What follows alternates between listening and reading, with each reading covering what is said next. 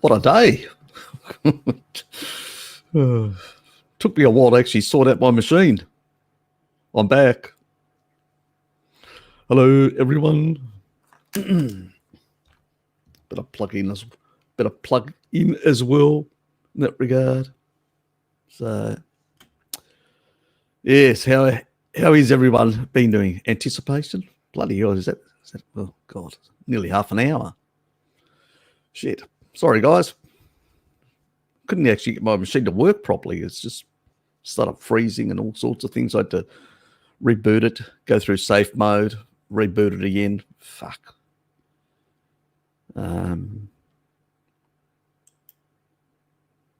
Yeah. One of those days. G'day, Blinky. Lukey. And there's Trouble. And Jay. Lambs.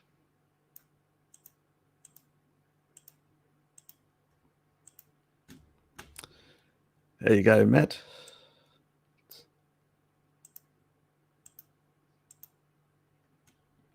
And what does Matt's watching live? Yep. There's another one. In 7.5 hours. Yep, there is. Using the new stream service that I've been experimenting with and had a few issues, but sorted all out. Yes, rebooting. Yes.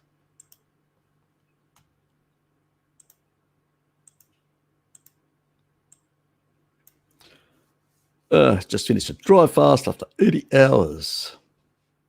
I'm going to actually do a 3-day fast myself shortly this week. So that's the plan.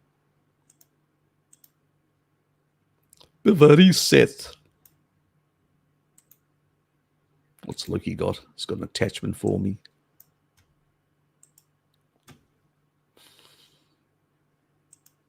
Thanks, Lukey.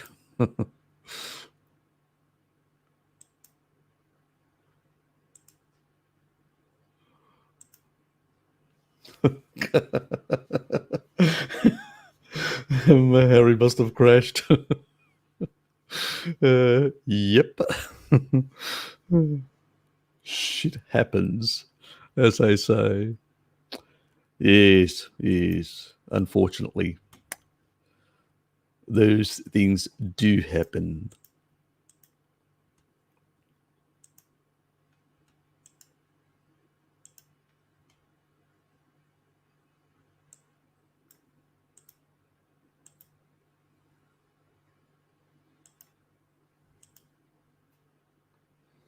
Yeah, just what were you saying?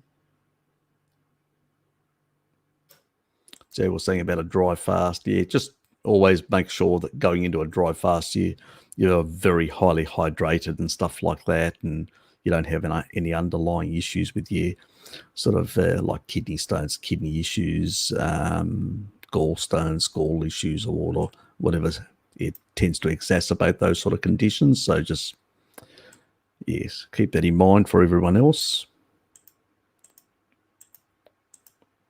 Yes, please hit that like button, even though this morning has been a very disappointing start. Blinky. You can hit whatever you like. Just hit yourself. Hit yourself over the head. It counts. Till Harry's on time. Oh, God.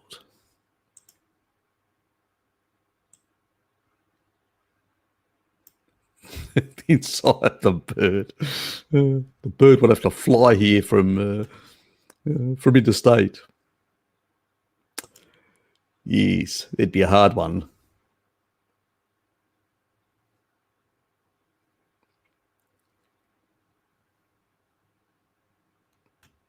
Shit, really?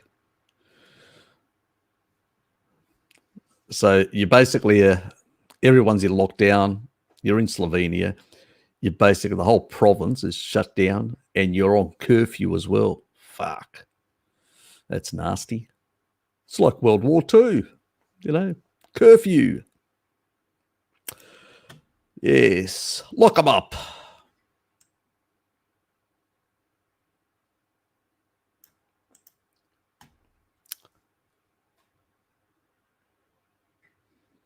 No curfew, just lock up in UK.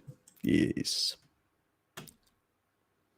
I can't do anything I want as long as I wear a mask and social distance. Nothing is open past 11 p.m. Oh, you shouldn't be eating it after 11 p.m. anyway. You should be asleep. Kitty, what are you doing? You Americans with your 24/7, It's probably a good thing, keeping all those desperate carb loaders out of the actual supermarkets. That's probably the only benefit. I'd do it permanently to keep them out.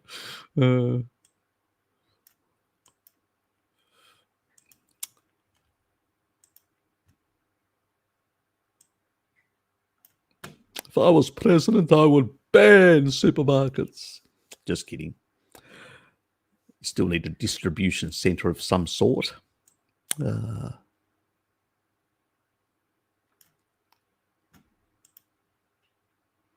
Yes. I didn't say hello, Harut, did I? Yes. G'day, mate. I just went right past you.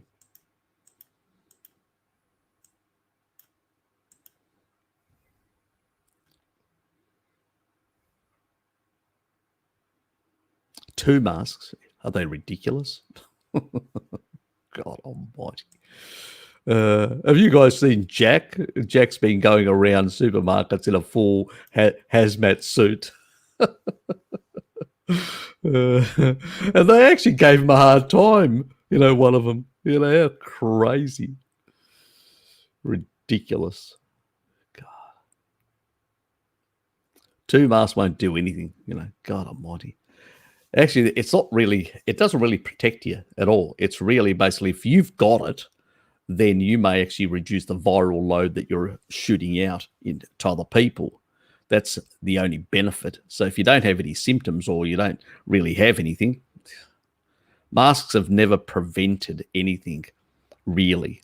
When it comes to respiratory stuff, you got to be like in the virologists that wear those full body suits with oxygen separated. And I mean, give us a break. That's just ridiculous. Rather than actually saying, oh, keep your vitamin D status up, stop eating kibble, look after your health a bit, you're going to be more robust to be able to withstand the problem. No, just slap on more masks and other crap and whatever else. Yes.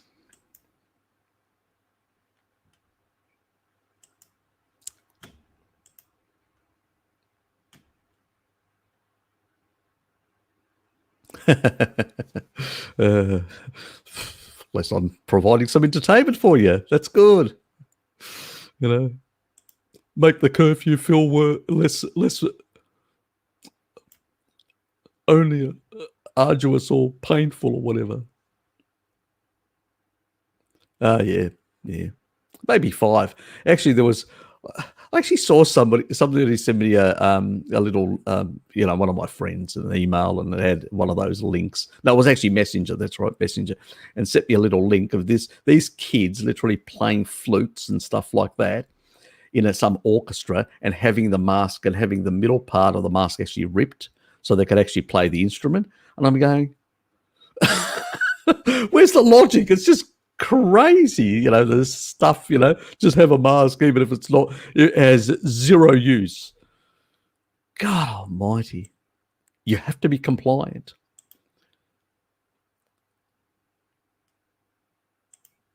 My insomnia is worse lately.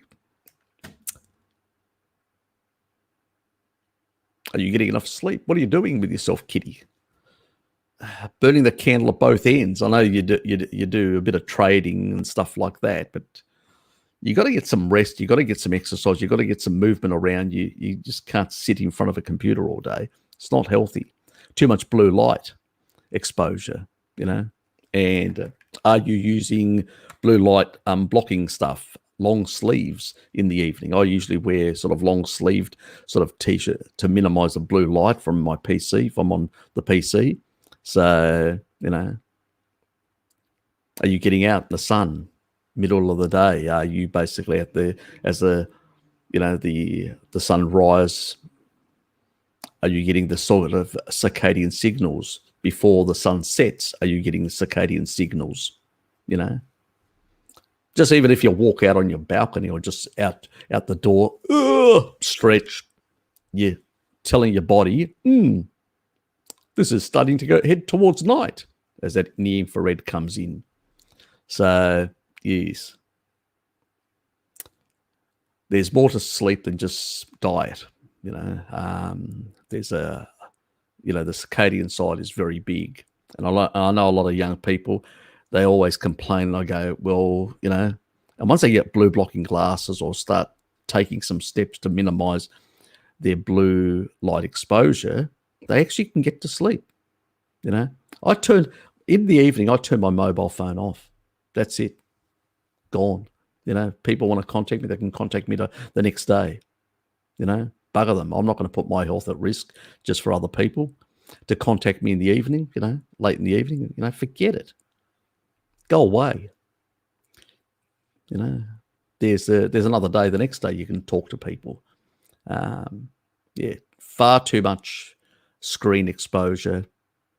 Yes. It's not merely diet, it's another lifestyle things. Big one is blue light and melatonin, poor melatonin.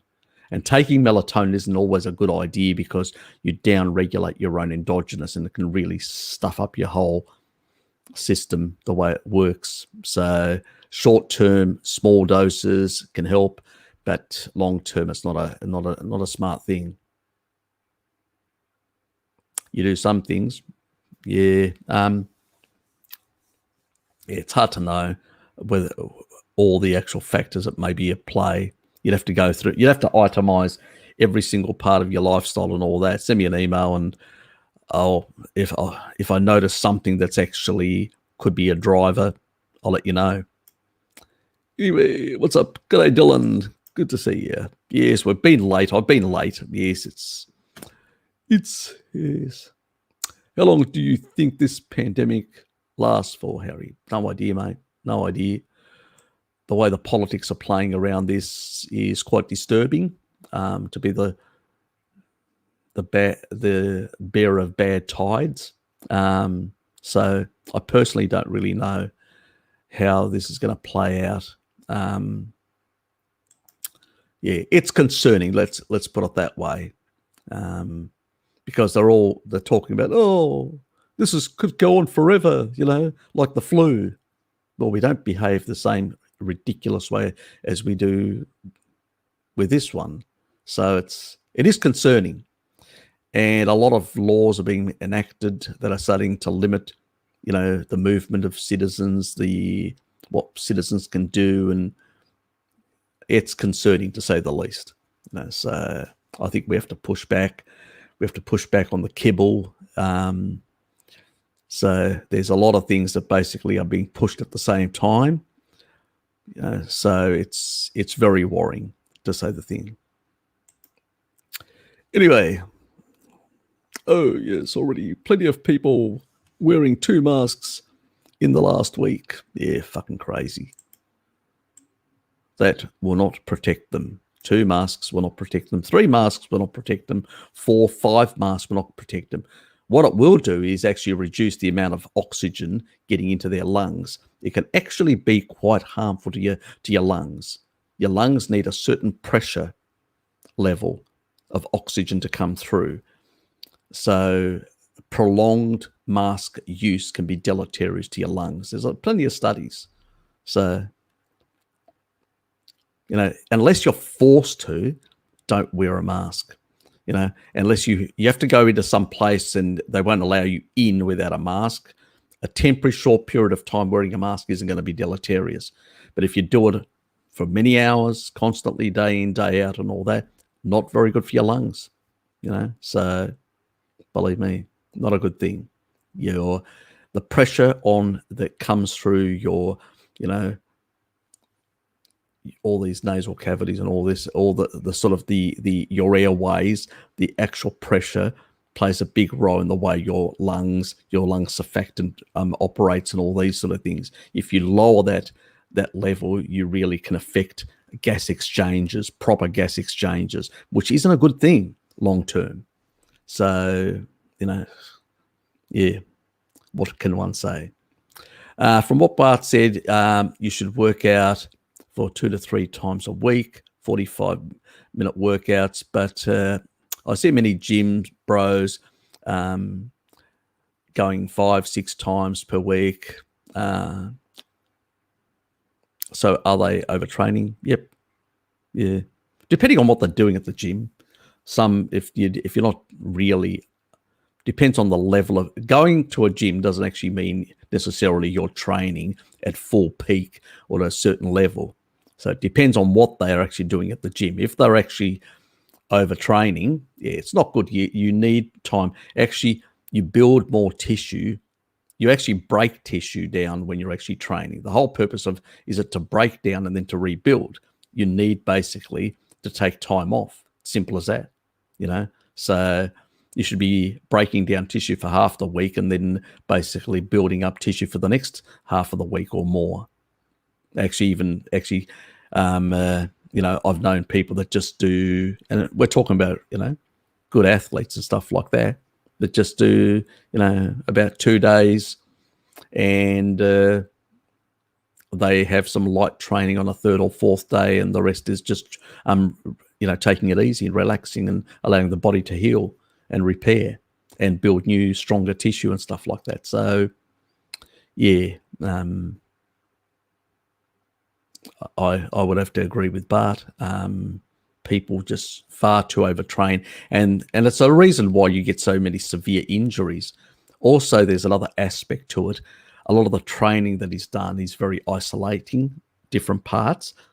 You're not like moving all the bodies.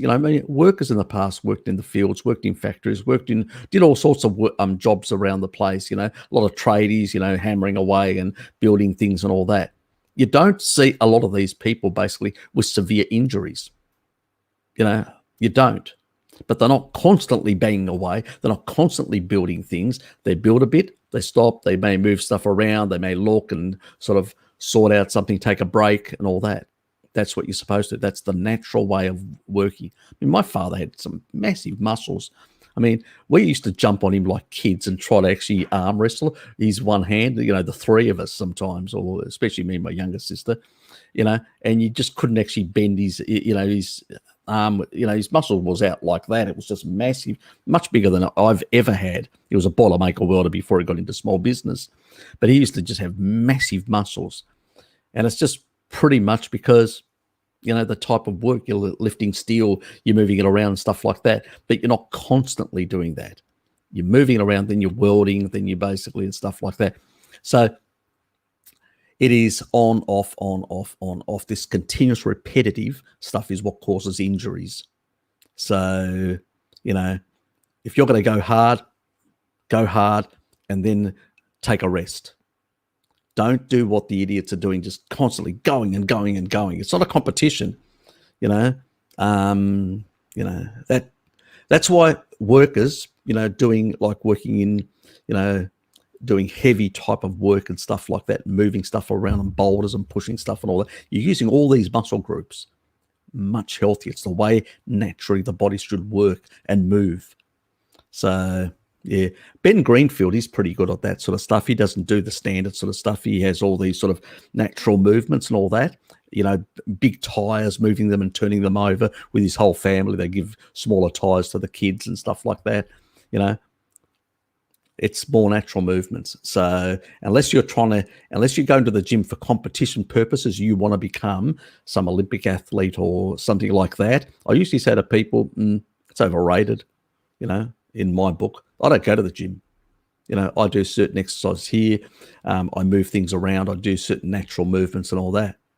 My mate that goes to the gym, many others that I know, constantly complaining about injuries and all sorts of shit. So, That's my opinion. People will think, you know, whatever. My university has masks to put on actual instruments. Not just a holy mask, yes. Really? Oh, God. Masks on instruments. Has the world gone crazy? Did I just wake up from a nightmare, into a nightmare? Or did I fall asleep and this is a nightmare? You know, it's just, I don't know. It's just fucking crazy. Yeah. Yes, Jay. Yes, exactly. Let's just all wear plastic bags over our, he asks. It might solve the problem for good. That's true. If you tighten the actual plastic bag around your neck, definitely sort out that problem permanently. You'll never get corona. Hard times getting the right light signals because I'm a bit of a shut-in due to to bad neighbours. Okay. If you look, even the window, if you've got access to a window, you can get to a window early in the morning and late in the evening and stuff like that, so you can actually get that natural light. Or if you've got a little balcony or stuff like that, use it. You know, make use of it. Yeah, it's unfortunate that you're in a bad neighbourhood.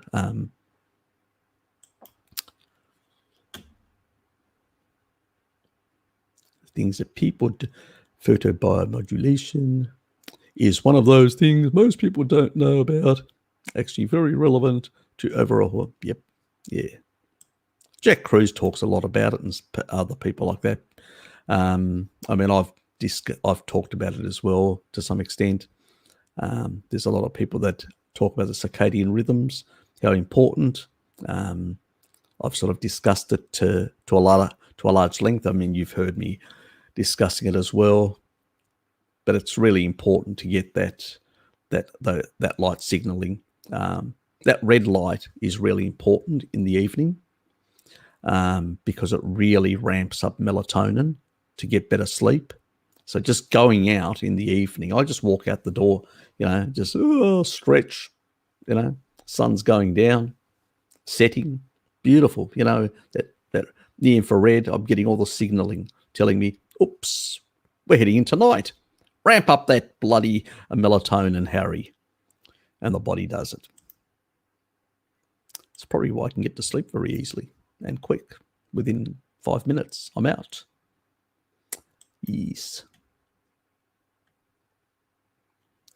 Yep.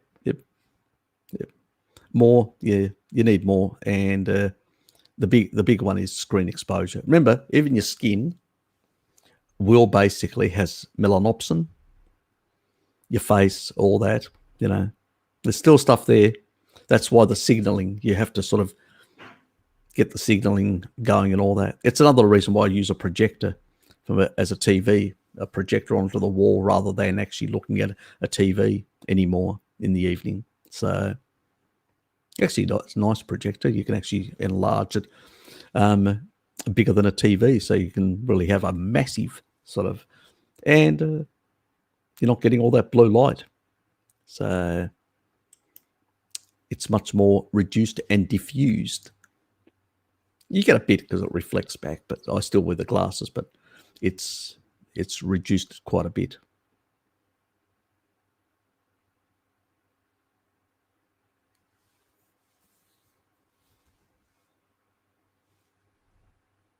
More when I sleep, that's a problem. I'm not sure I understand what you mean. Insomnia is basically really not, you know, having difficulty sleeping. If you get enough sleep, the only thing, do you mean you're sleepy in the morning? You feel sleepy or drowsy in the morning as well? That means you're not getting deep sleep. You're not generating enough melatonin to get deep sleep. So you're feeling drowsy, and then I don't know. I'm not really with you whether you're feeling that as well. I'm a bit confused. But yeah, because basically if you've got this sort of low, you don't get, because you're supposed to get this good melatonin, then it comes down naturally, it drops. And if you don't get enough melatonin, then you don't get enough of it sort of affects, it interferes with it remains in the system a bit longer. It sort of doesn't, it's sort of still trying to produce, and it can actually affect then and cause drowsiness in the morning, because it can affect cortisol, that morning effect to get your energy up, produce a bit more sugar, glucose into your system and all that. So that can be an issue in affecting the next night and drowsiness and sort of, the sort of conditions. You could be out of whack. So actually signaling, going out in the morning, even if it's on a balcony, to see as the sun is coming up, will actually signal to your body, it's time to wake up. Boom, boost that cortisol, give it that spike. Obviously, we don't eat at that time. We eat a bit later. Yes. You said adrenal fatigue is a mitochondrial issue. Is this via melatonin? Yeah, sort of. Melatonin actually heals the mitochondria, so you can actually get mitochondrial dysfunction. I mean, adrenal fatigue is more than just, there can be other issues. There can be a low sodium issue as well, because sodium sort of, has an ability to sort of temper down the over production of hormones from the adrenals. So very important. I mean, obviously, sodium will affect your blood pressure as well, the renin-angiotensin, the heart rate, all these sort of things. They need to basically be regulated. If you see my other video, it's the chloride, not the sodium, that actually has the effect. So yeah, so sometimes I always ask people whether they're getting enough salt as well to keep cortisol regulated properly and stuff like that. There can be a lot of factors. I don't believe in adrenal fatigue as a condition. I usually say that it's some sort of dysregulation that's actually happening, that's causing some of this symptomology. But obviously, you can also get an effect of that sort due to lower melatonin, more issues with mitochondrial repair and all that. But that usually is sort of a condition that will, the mitochondrial side, less in younger people, more in older people, because it takes a number of years to sort of degrade your mitochondria. It can happen earlier, that's true. It can happen earlier in a number of people due to certain lifestyle and conditions and all that, and hereditary or whatever. So there can be other factors. It's really hard unless you really know enough about the person to give a straight, clear answer on these things. But yes, that is another potential pathway. Anyway, how to do proper light sunrise and sets stuff in the winter. No, even in the winter. Yeah, you can still do it in the winter. If you go out, just put some clothing on it. I mean, God, you can go out naked if you want to. But yes, you can still do it. And it's important. It's important for signaling to your body what time of the day it is.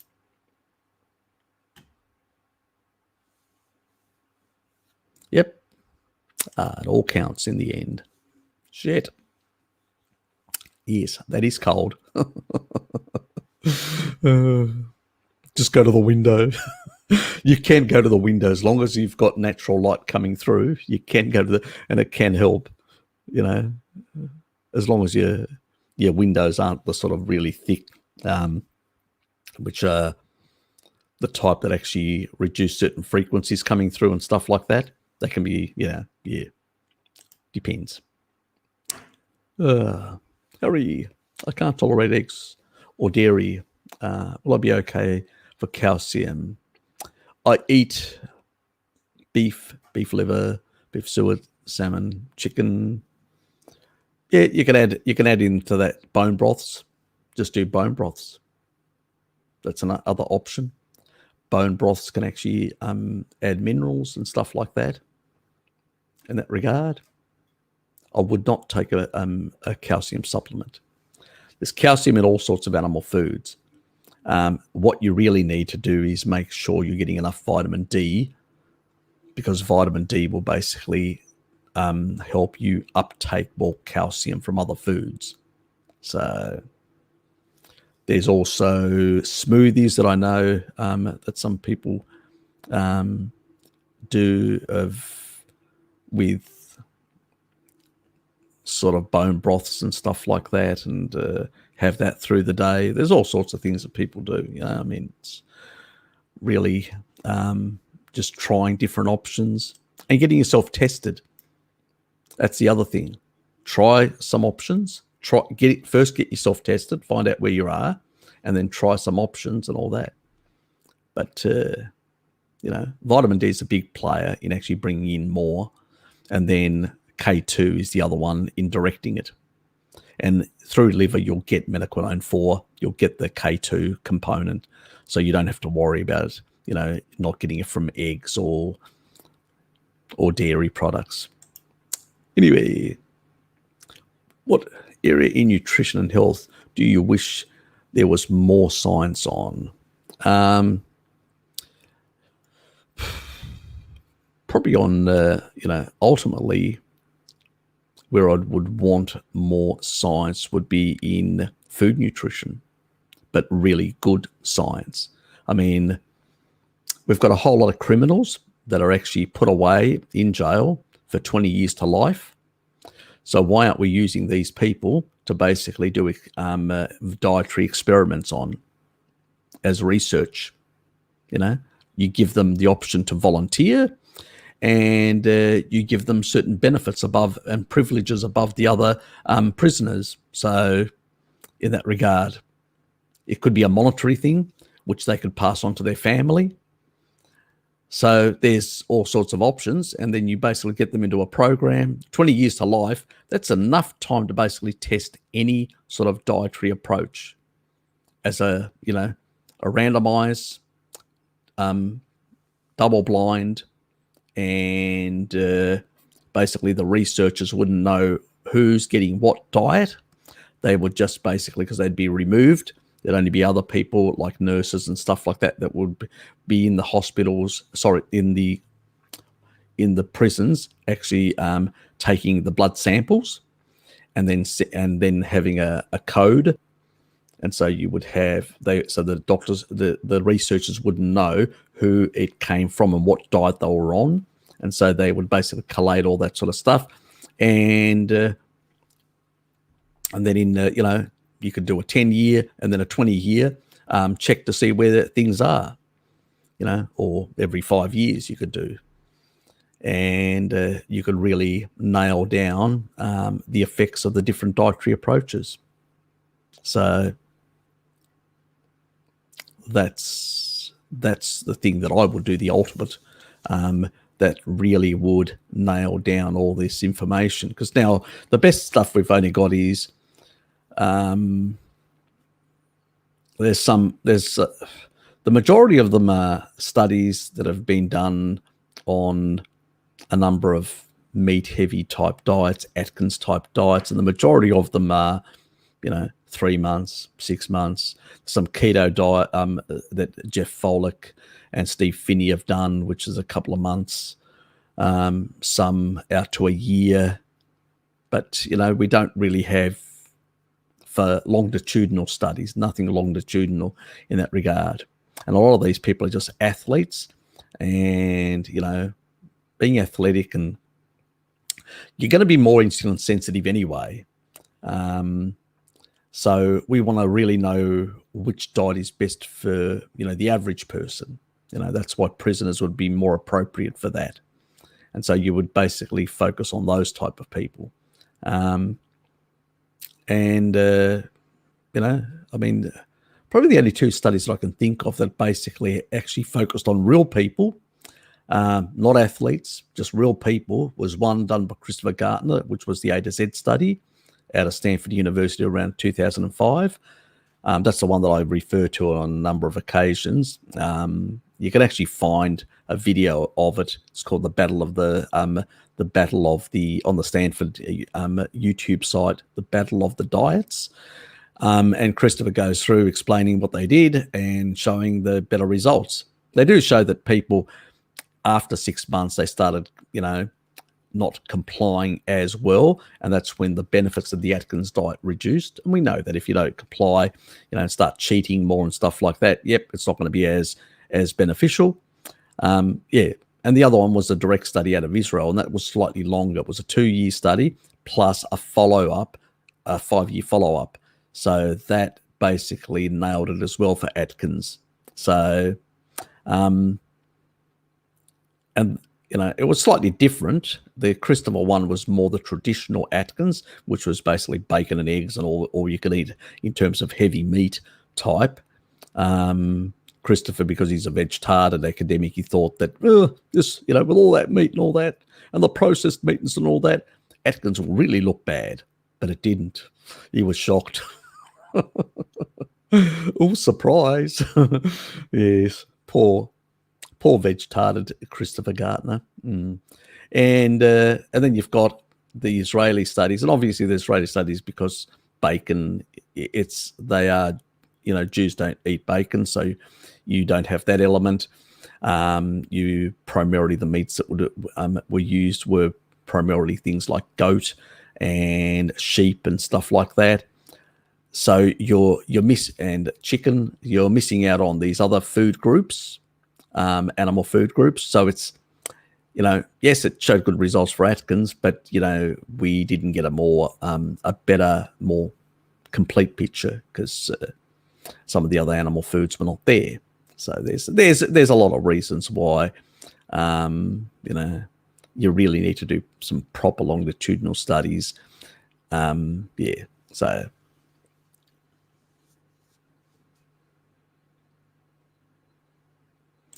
Anyway, I just checked my blood pressure 2 days ago, and it's been lowest ever, 102/65.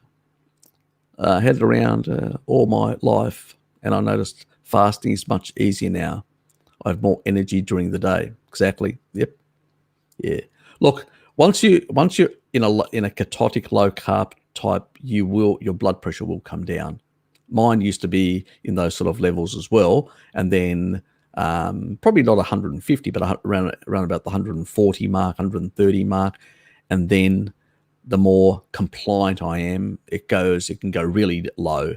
Actually, nowadays, if I don't take any supplemental stuff at all, it's usually around the 120 mark.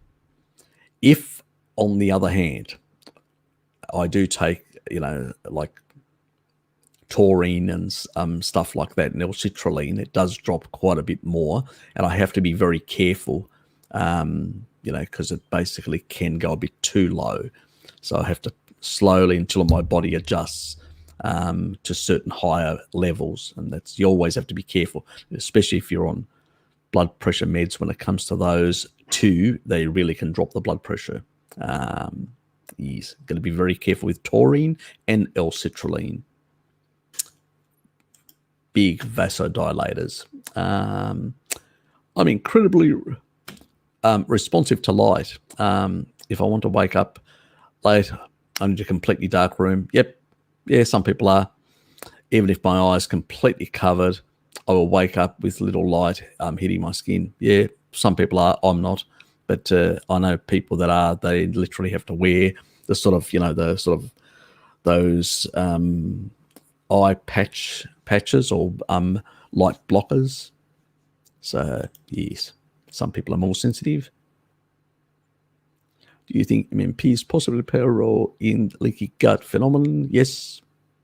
That's the matrix metalloproteinases that I've been talking about for ages. Actually, for even before I got onto YouTube, my own channel, I was talking about them to Bart. And it's the fat-soluble vitamins. Remember, your mucosal, all the tight junctions, vitamin D. And the other vitamin that's important for that, also for the regulation of MMPs is also retinol. So for different tissue. So yeah, fat-soluble vitamins, very important for that. It's a slam dunk. It's not negotiable issue. It's quite clear that the fat-soluble vitamins are the big player. Obviously, leaky gut is more than just the fat-soluble vitamins. There are other issues that can be at play. But matrix metalloproteinases goes, when you've got leaky gut, is upregulated. And the only things that can keep them under control so they don't basically degrade the, the mucosal and tight junctions is basically the fat-soluble vitamins is definitely. Bone smoothie, yes, exactly. Good to see you here, Flapnado.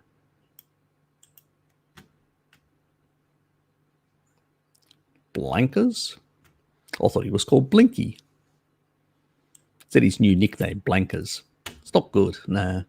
Come up with something better. Just call him what it is, T1 the troll or T1 the arsehole.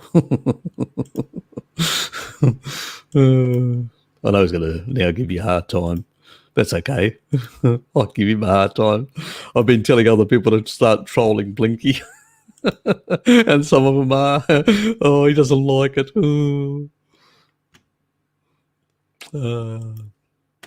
Good to know. Good to know. Do you think there are more COVID-19 deaths in US, UK, simply because fast food industry started there first? Yep, pretty much. Those people have got more comorbidities, and so yep, that's a driving factor. People that have got, vitamin D is the big one. Let's not forget. But even if you've got some comorbidities and you've got a very good vitamin D status, you're not going to get a cytokine storm. You're not going to get major issues and all that. Oh, settle down, Harry. Oh, Blinky, you poor Blinky. Flaspas. God. You two are intolerable sometimes for the rest of us. Really, could you fix? Could I fix you? Depends. Depends what you mean. That's your. I think I know what you're talking about. Your dairy and your. Yeah, look, there raw dairy is actually much easier to tolerate if you've got a lactose. You may only have one of the alleles, or you may have none, and that can help because it has some of the enzymes in there in the raw dairy. Plus, there's a number of bacteria that can actually increase the lactase enzyme. So I'm going to do something on it. So that's coming up. So wait and see. G'day,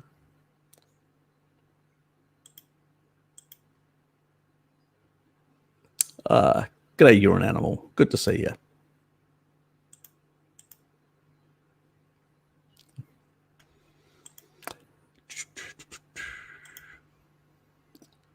Favorite stream to listen while farming in Path of Exile. I'm glad. Has any vegetarian ever tried appropriate deuterium to their narrative? I don't think they've got any idea.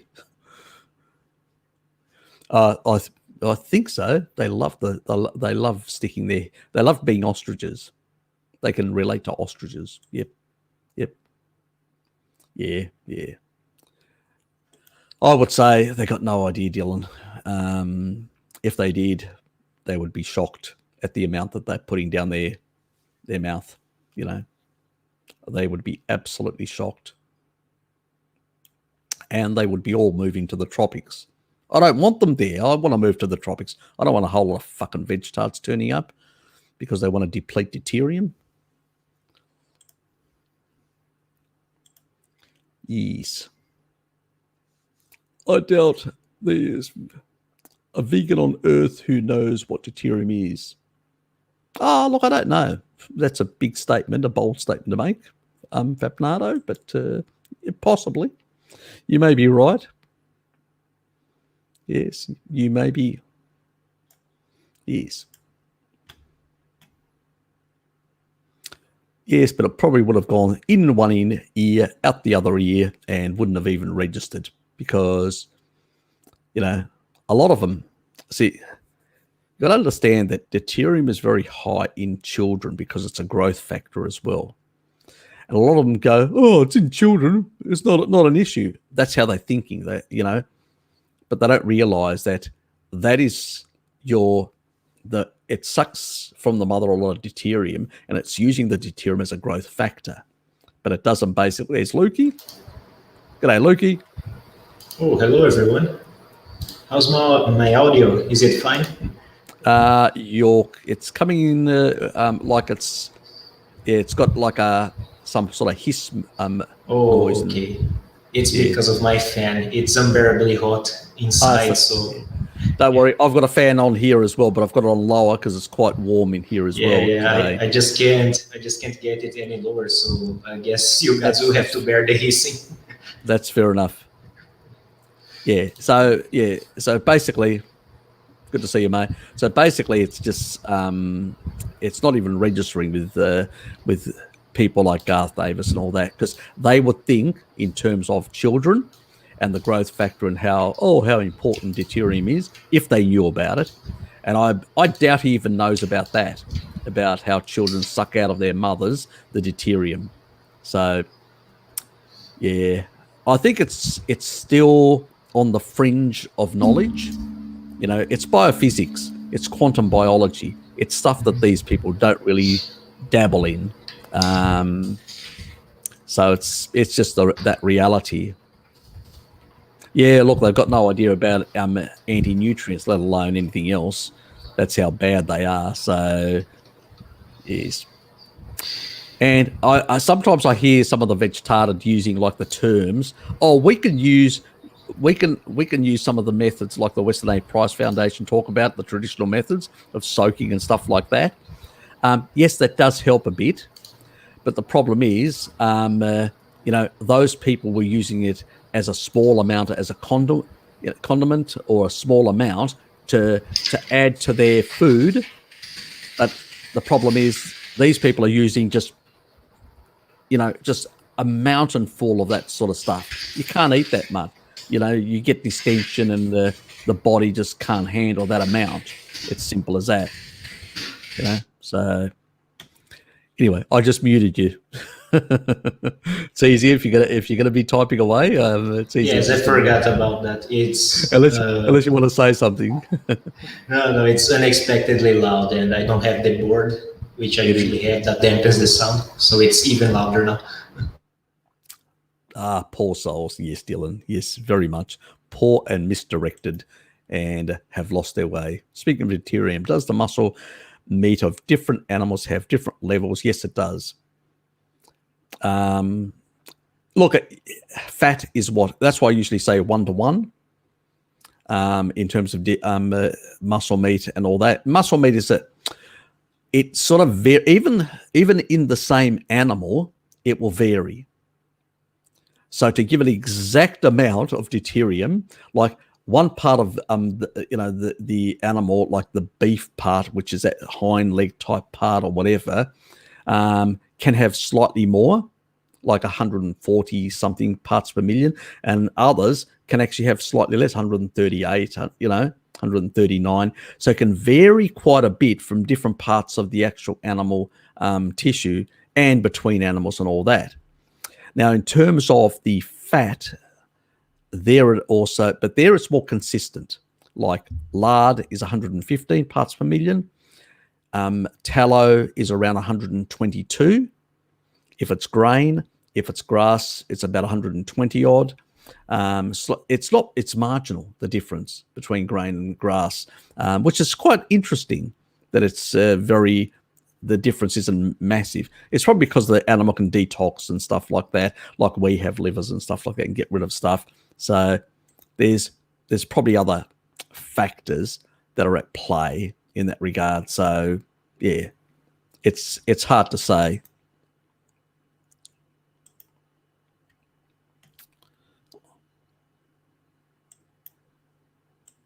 Oops, let me just, oh, come on.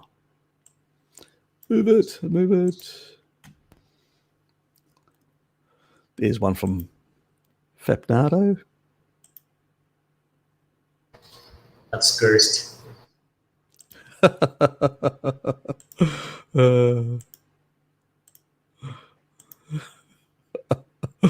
Oh, God.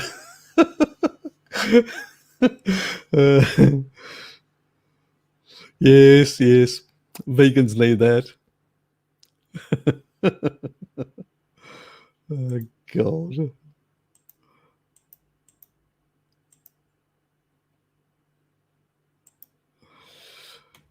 Fiber rich. Ah, yes. Stick it up there. God. Oh my God. Oh no, too much. Yes. That's definitely a worry. Yeah. Thanks, Repnato. From the Harry, 1960s.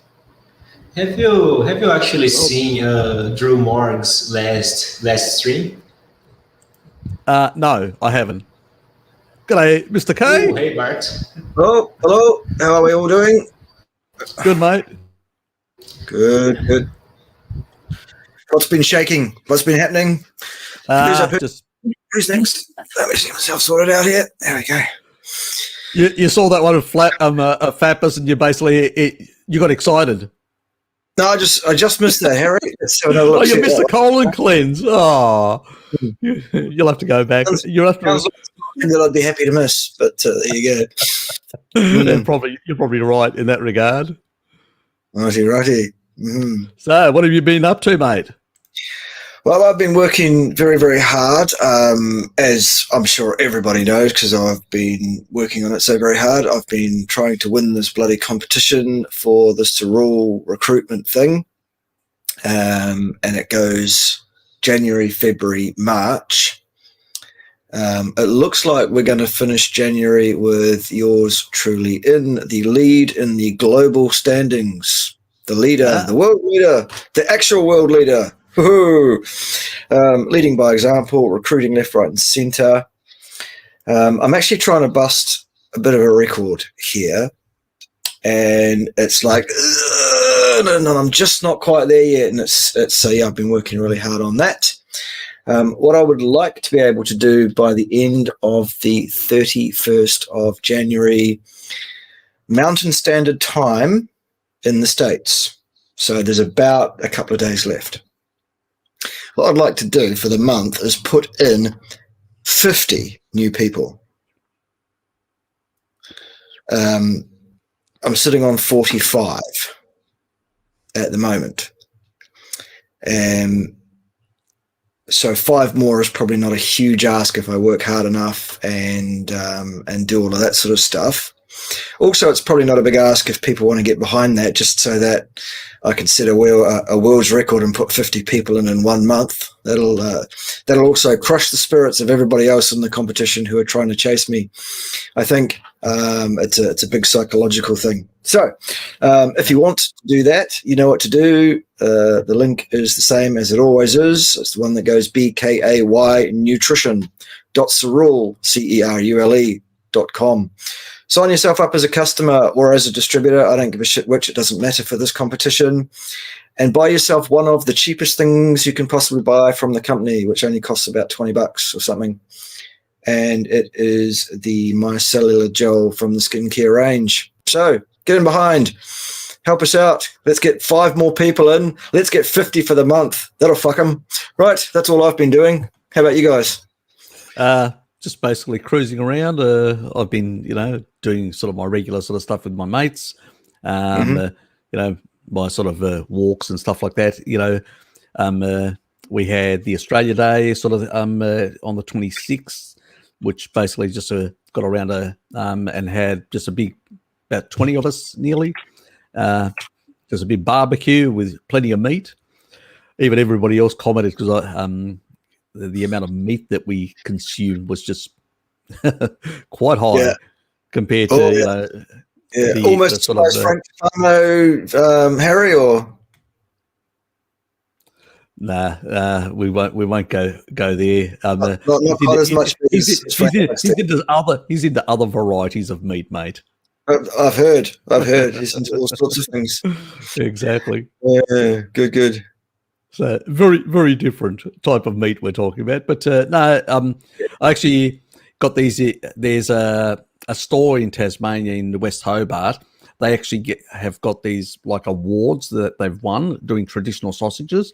Like they've got an Italian variety which is really nice. It's got fennel in it and stuff like that. It really comes across. And I bought a couple of kilos of that, and they literally all went. There was hardly any sausages left after that. They were very popular on the day, let's say, in particular with some of the young ones there as well. So they just flew off the actual grill pretty much. And they're all done in the sort of traditional way with more fat in them than compared to your regular meats.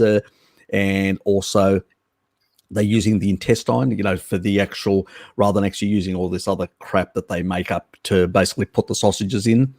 So they do it in a very traditional way. They've won sort of Australian-wide awards and stuff like that. So they've got all the medals up on the, so it's quite nice to get a really good product and have it on Australia Day. So that's what we did anyway, that sort of stuff. Awesome.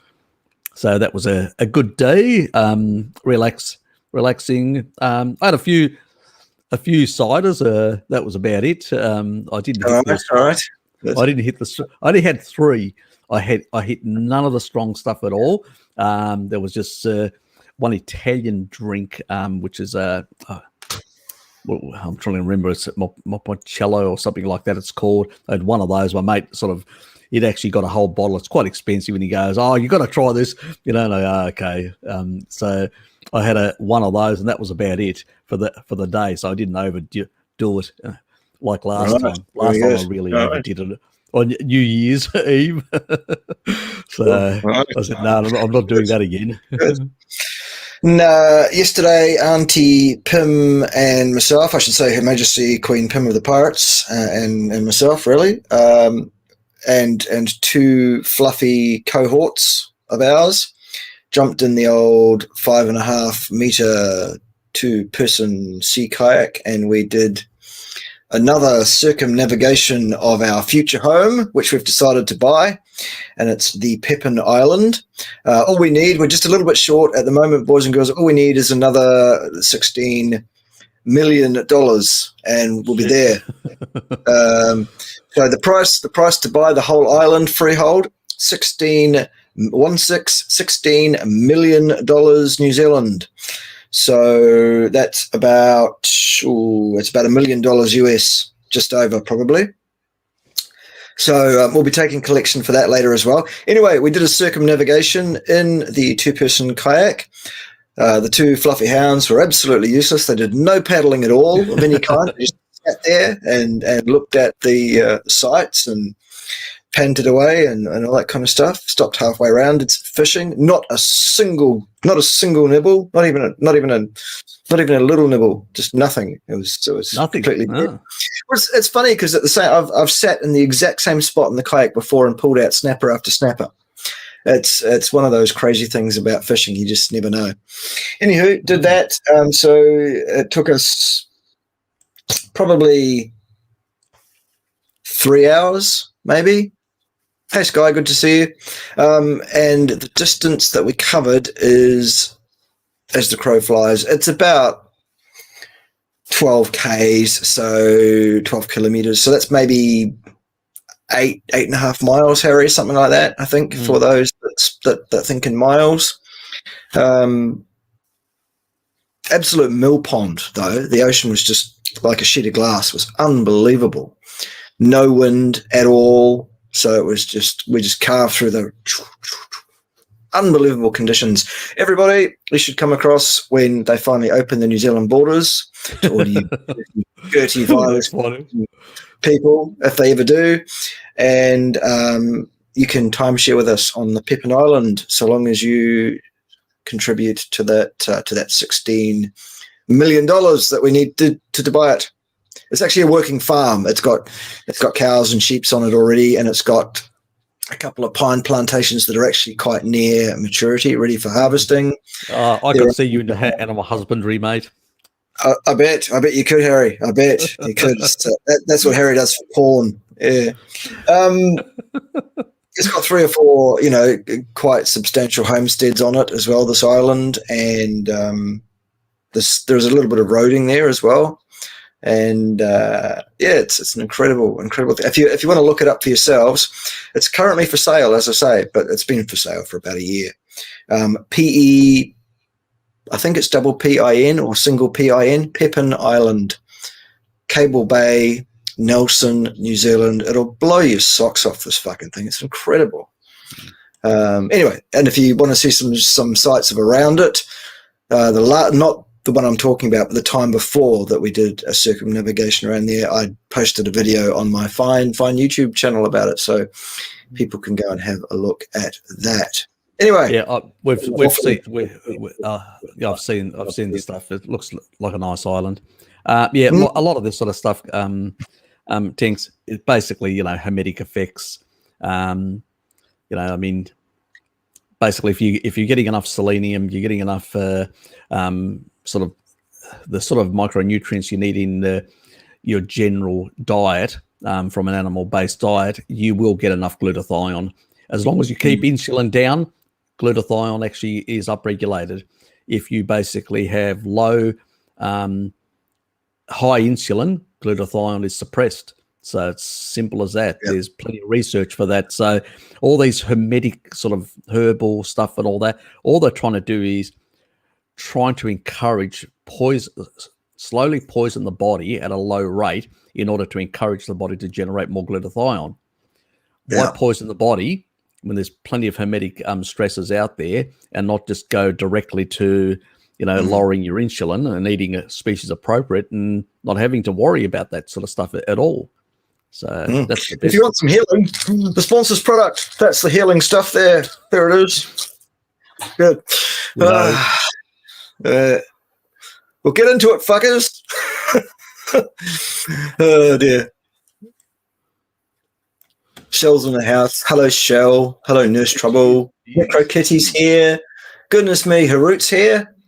Everyone's here. Yeah. I even saw Blinky in here before. He's probably pissed off because I'm here now, because he's pissed off with me because I swore at him once. And did you now?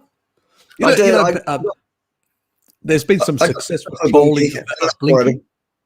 I've been trolling Blinky as well a bit here and there, and he's getting upset with me as well.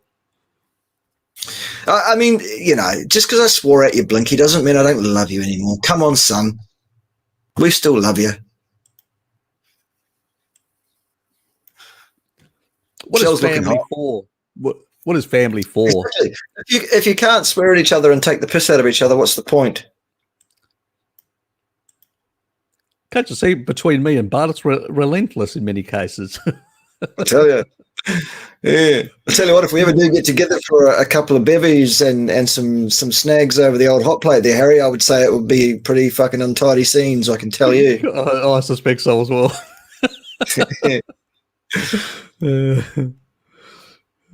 That's as long as your government doesn't keep you caged in. Well, they're not letting any bastard in or out, Harry. You can. If you're a resident or a citizen, you can go in and out, but you got to sit in quarantine for 2 weeks, which you've got to pay for. It's nice to see you drinking water, Bart.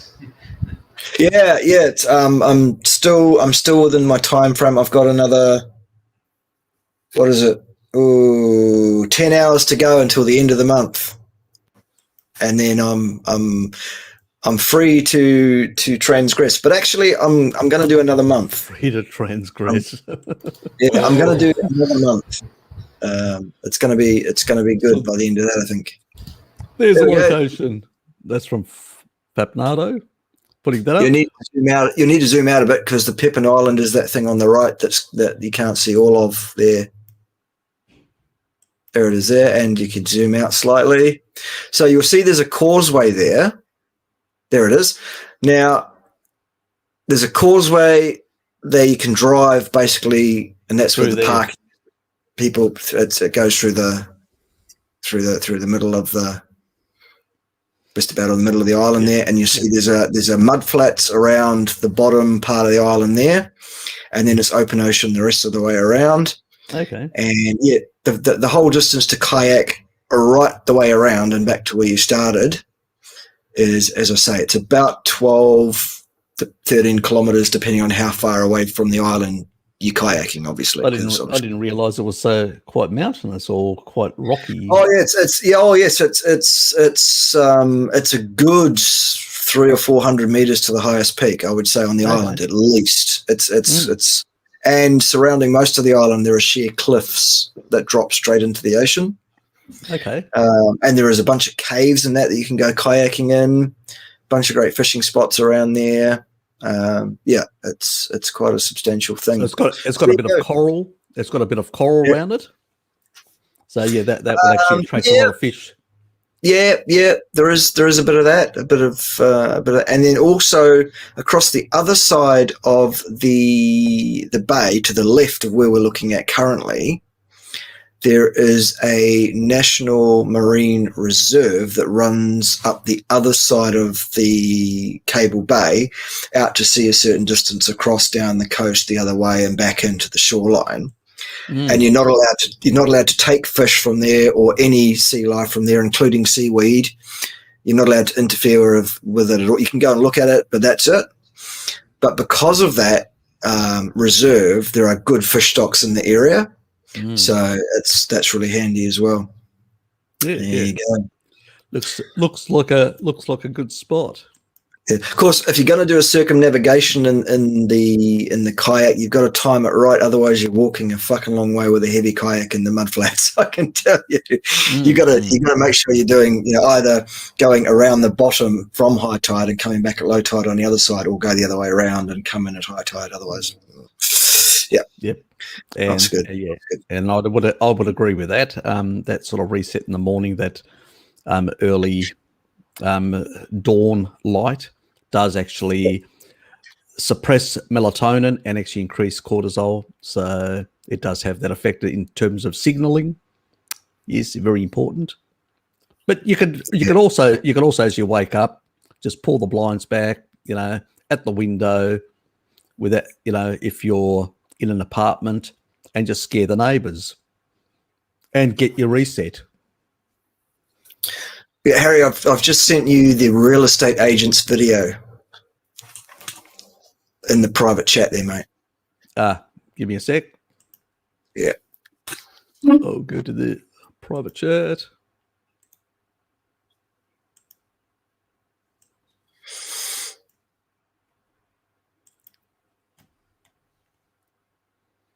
Yeah, let me just share that. But I want to take the comment down so you can see the whole screen video. Yep, I'll do that shortly.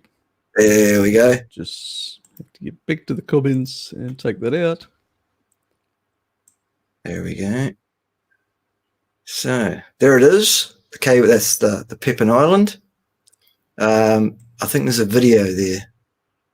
I thought there was a video there. Well, we'll see. There's just some images. Mm-hmm. Okay, I mean that's interesting that it's so lush and green and sort of. That's you said there are animals or that's so. It's all that, but it's not as rocky as I thought in some areas. It wasn't. No, there's quite a bit of animal stock on there. So, but it's basically it's coastal more where the rockiness is, but further in it's not as rocky and you've got quite good soil. Right through there. So that's quite interesting. Yeah, this is the funny thing is this is how Tasmania looks in some areas. Very much the same. You've been here.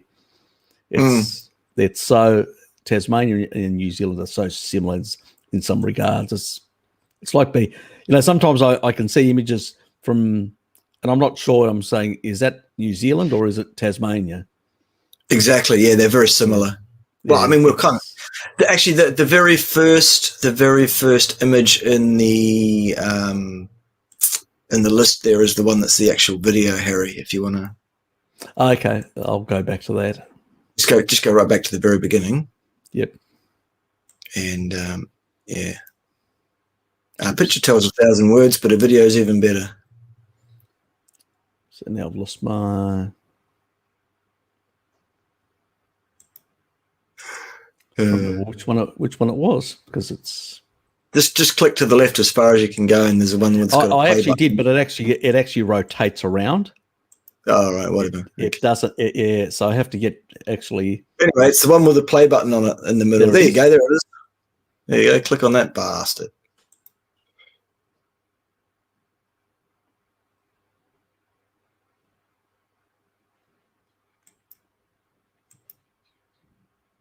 There you go. 16 million bucks. You can have it. The whole fucking lot. It's all in one title. Is the audio coming through? No, it's not. No, it's not. Hold on. Let me just share with audio. Oh, yeah, you've got to click that stupid button, don't you, Harry? Yeah, right.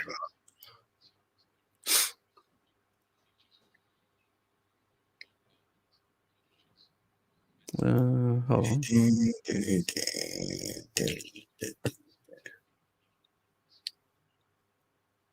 There you go. Mathfaster says it's 1,280 acres is what the island is. So that's 500 and something hectares.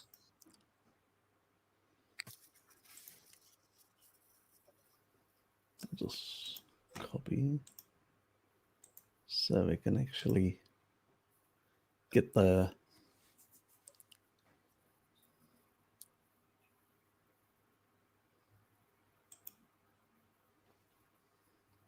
Is the audio coming through? No. What the hell? Whatever. Did you click the share with audio button? When you click the share screen, you've got to click that little button that says I know, but it's not share audio. It's not actually popping it up for some reason. Technology, eh? Yeah, I don't know why it's not doing it for. So this place is 30 minutes drive from where we live. It's right there. It's not far away at all. Very accessible. So anytime any of you want to come and do the timeshare on the island, that'll be welcome. Maybe we should have our own airport there, or our own heliport or something, and people can just. Or you could arrive by boat. We'll have our own customs at the dock or something. Yeah, I don't know why it's actually. Yeah, look, sorry, but some other time it's not, for some reason it's not enabling. I've had some problems today with my. Look, I'll just play it as it is. Yeah, good. Yeah, We'll I'll just play it. It's all right. We'll enjoy the imagery.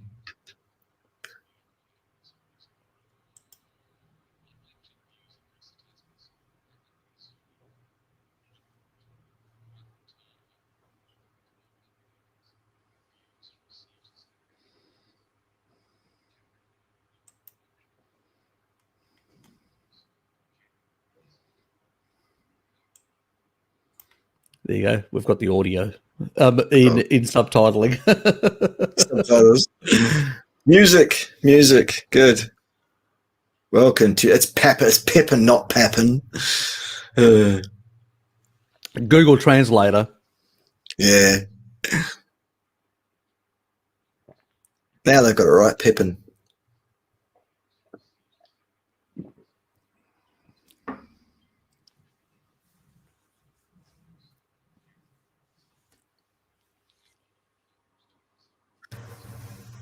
$350-meter peak. Thank you, Harut. Everyone's looking this shit up now. They're going, whoa, what is this?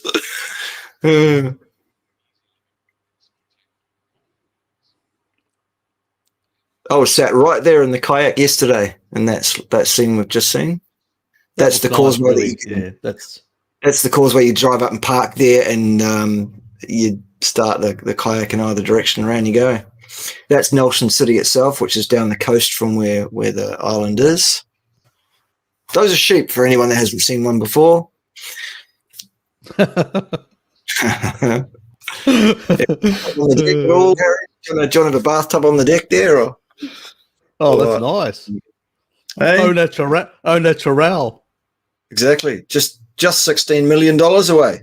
That's all it is. It's not much. Between us, we should have that sorted out, shouldn't we? I don't know. Maybe we have. Yeah, it's a very nice island. Bloody terrible, isn't it? Why would you want that?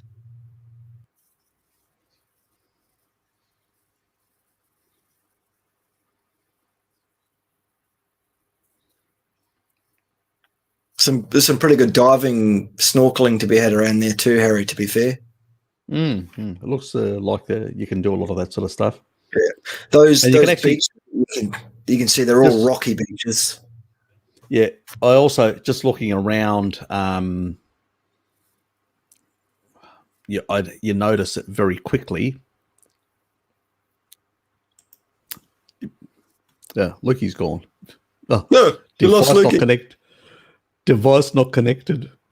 We've blown Lukey's mind. We've blown it away completely.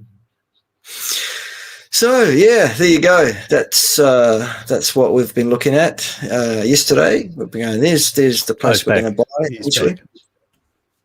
There he is. We lost him for a sec. Just sorting out some stuff.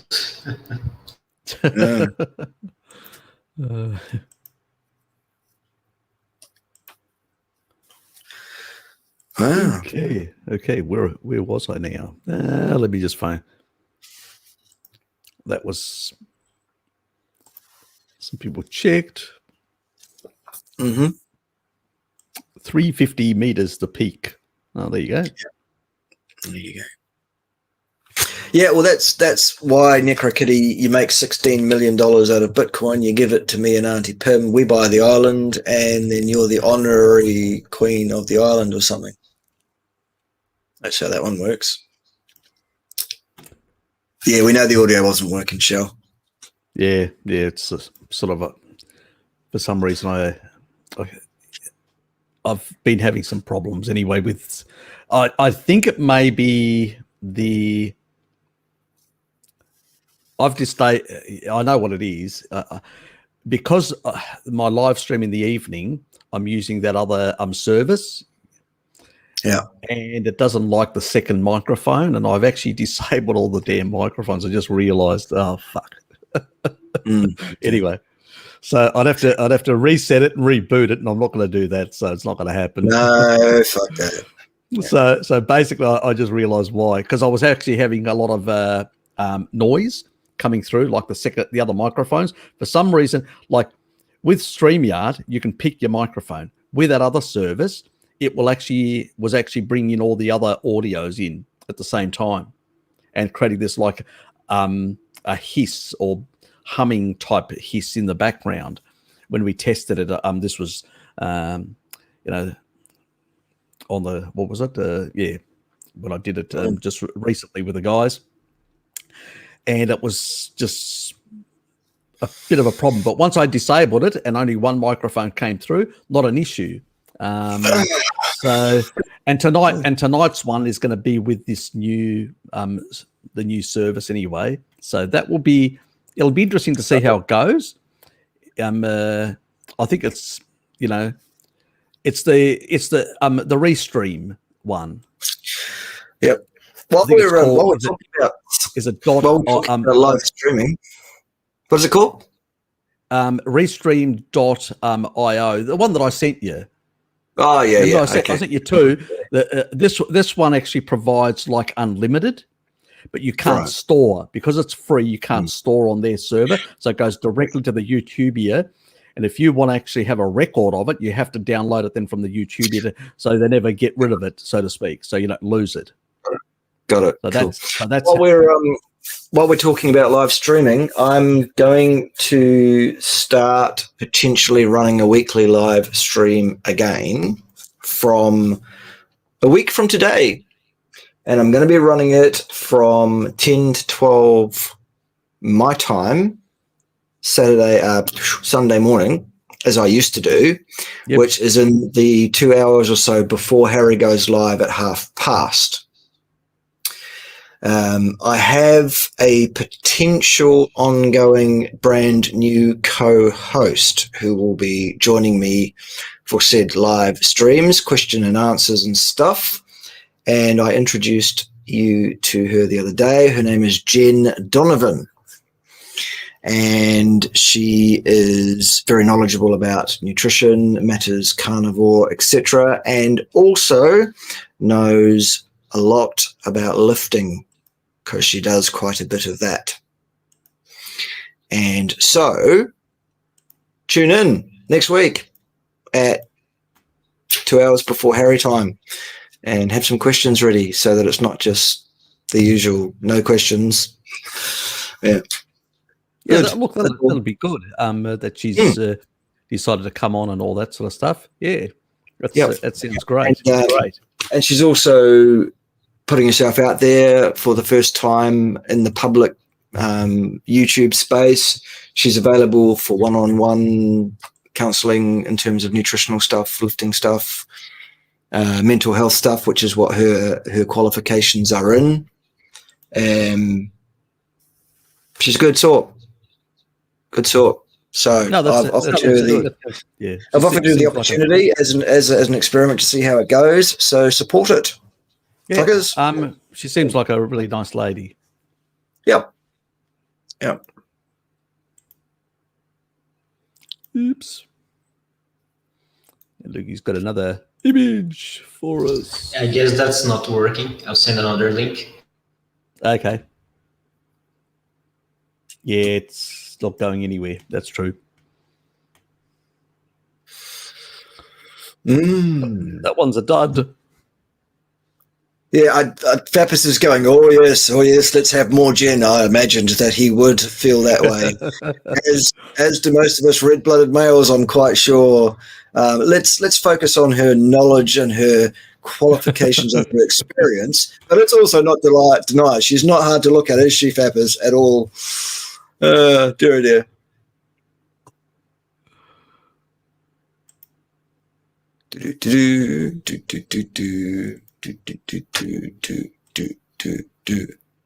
What have we got here, Lukey? What have you seen us? Do the thyroid video. He wants me to do the thyroid video. Come on, do something. I'll do it. Yes.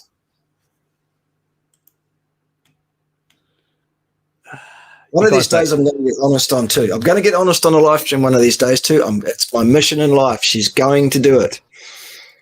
So just prepare yourself emotionally for it. She really needs to appear, because if I manage to appear on camera, she totally can do it. Very good. Oops.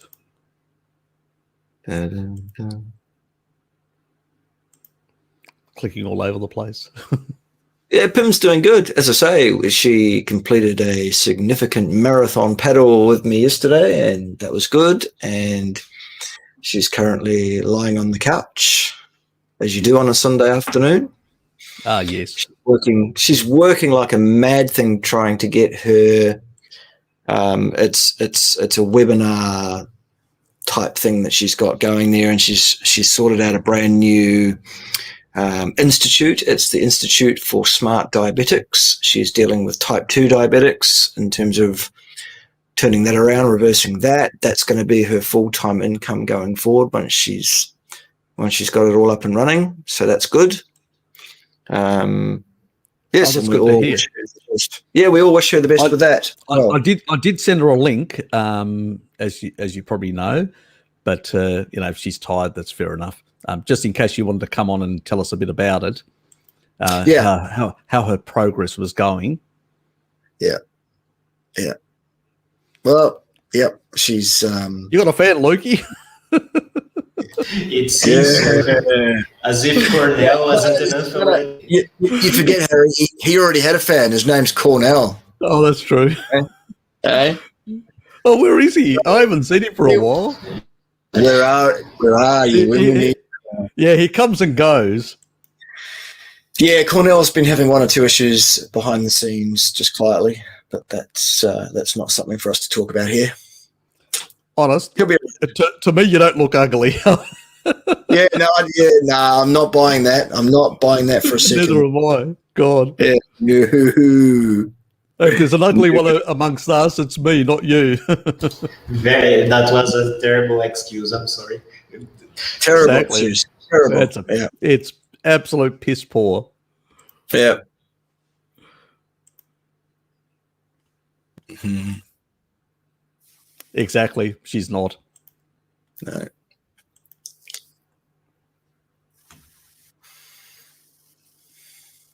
Oh, I think she is. Kitty Cat has spoken.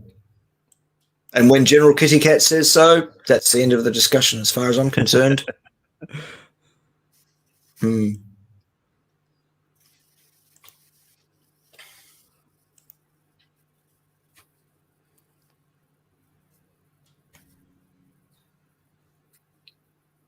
Oh, thanks, Shell. So let me just check on here and see how many of you have signed up for Sorul. Fucking nobody. Jesus. What are you doing? I've only got 5 to go. The link's there if anybody wants it. Yeah. There you go. The abs are coming on. I'm going to do a full reveal. I'm doing a live interview with Raymond tomorrow, which is 31st US date. It's actually the first my date, so it's the day after it's all said and done.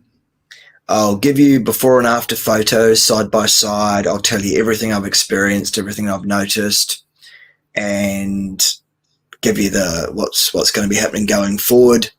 I do want to carry on. I do want to sort of capitalize on the gains that I have got so far, such that they are.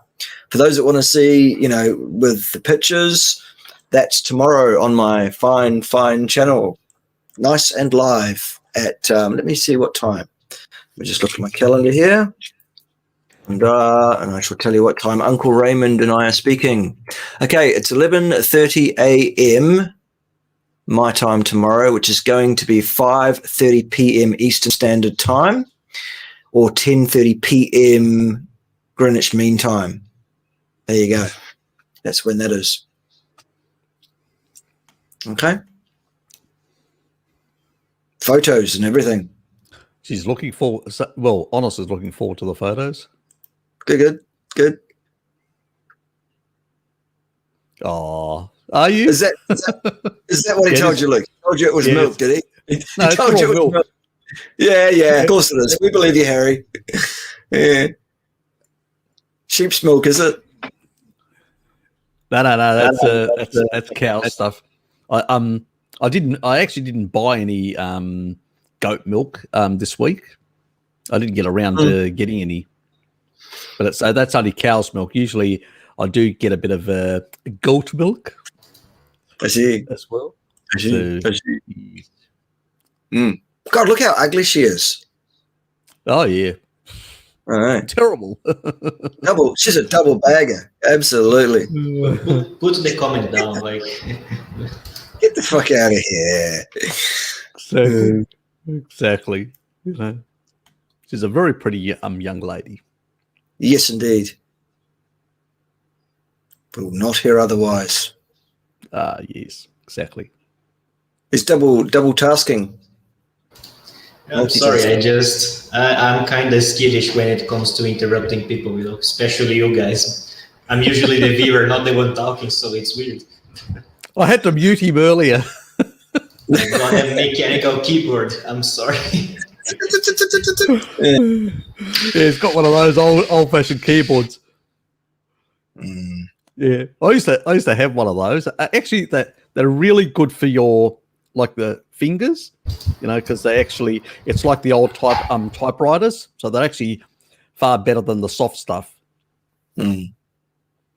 And I actually like the audible feedback because it actually you can tell when you're typing or not.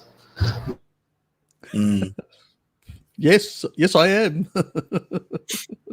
Nothing like a bit of bovine secretion to get me going. I see. Dear. Let's not excite Bart too much. No, that's enough. Enough talk about rape-based beverage. Yes, it could end up illegal in the future. There is that possibility, unfortunately, that with the crazies out there. God Almighty, Why isn't the Possinger's cat study enough to convince me not to cook my meat less, or to cook my meat less? Number one, I'm not a cat, and number two, I don't like raw meat. I like it cooked, and I don't see suffering. I like both. And the other thing is that you need to remember is that we've got 1.5, all hominins, 1.5 million years of adaptation to cook meat. Cats don't. Simple as that. If they did, it'd be a different story, but they don't. So we have all these sort of enzymes and mechanisms to basically cope with cooked meat. So if it hasn't done us any harm in the last 1.5 million years, I don't think it's going to do it now. So it's a complete non-issue in that regard. So it's a non-argument as far as I'm concerned. How you want to consume it. Now there is an argument for raw meat in terms of one with enzymes. So if you've got, let's say, major gut issues, major stuff like that, and you need some extra, your pancreas isn't working well, your gallbladder, liver, stomach acidity is not good enough and stuff like that, like the chimps who've got about a pH of around about slightly between 2.5 to 3, around there, that sort of a level depending on what they're eating, they can handle sort of raw meat at that sort of level pH. So and also the enzymes that you don't lose from the cooking, those proteolytic enzymes also help with further breakdown and absorption. So there can be a benefit for people that have got underlying, gut issues. But at the end of the day, you really want to resolve the gut issues, take out all the stuff that shouldn't be there out, fix your gut microbiome with B vitamins and vitamin D, and with things like, meats and raw meats have a place there, I believe. If you can handle eggs, it's a good thing to get them also in, because they've got the sort of the collagen type aminos that you require. But the key thing in regulating the collagen degrading enzymes within the sort of gut area and lining is really important. Getting in there those sort of fat soluble vitamins are going to help close those tight junctions and sort that out. And as long as you're not assaulting with gluten and other things inappropriate, the Ruteri stuff, you've tried it anyway, Nikki, and Necrokitty, so you know how it works. It suppresses those pathogens, but at the same time, you still have to restore that your gut microbiome with B vitamins. It takes a while, it takes a number of months, and it's just one of those things. Now, also, Kitty, there is a fine for asking about cat-based studies, I'm afraid, and it just so happens that the fine is $16 million. That's payable to myself and Auntie Pim by banker's draft within 7 days. Thank you. Just $16 million for that transgression. Good. Yes, the marshal's really strict, isn't he? Oh, yes. Yes, go Kiefer. No, we can't have any lollygagging around my area. No. We have to keep a tight ship. I can imagine you're one of those old sailing boats.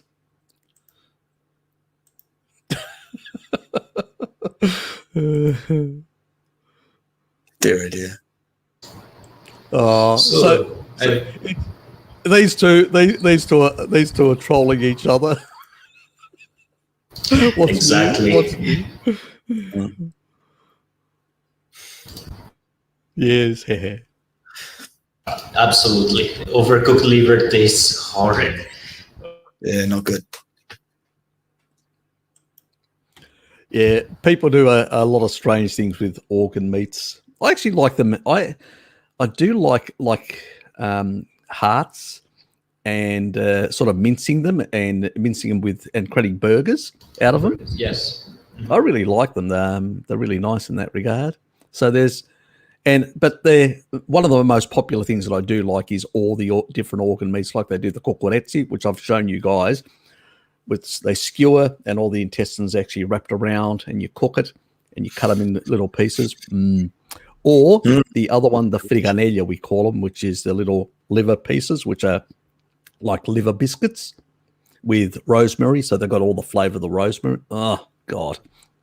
I could sit there eating liver all day doing that, which isn't probably a good thing, but I can, because that's how tasty they are. So there are many ways. One thing about Greek cuisine, we've found ways of making organ meats very tasty and addictive, which is a good thing. Yes. Cat studies and rat studies. Oh, yes. There's nothing like it. Doll hairs. Dollars, not doll hairs, dollars. New Zealand dollars. Only about 1 million of those US ones, Necro. So you better find that down the back of the couch, no problem. She's claiming that's the New Zealand lingo, not understand lingo. Sure, you can have $16 million hairs.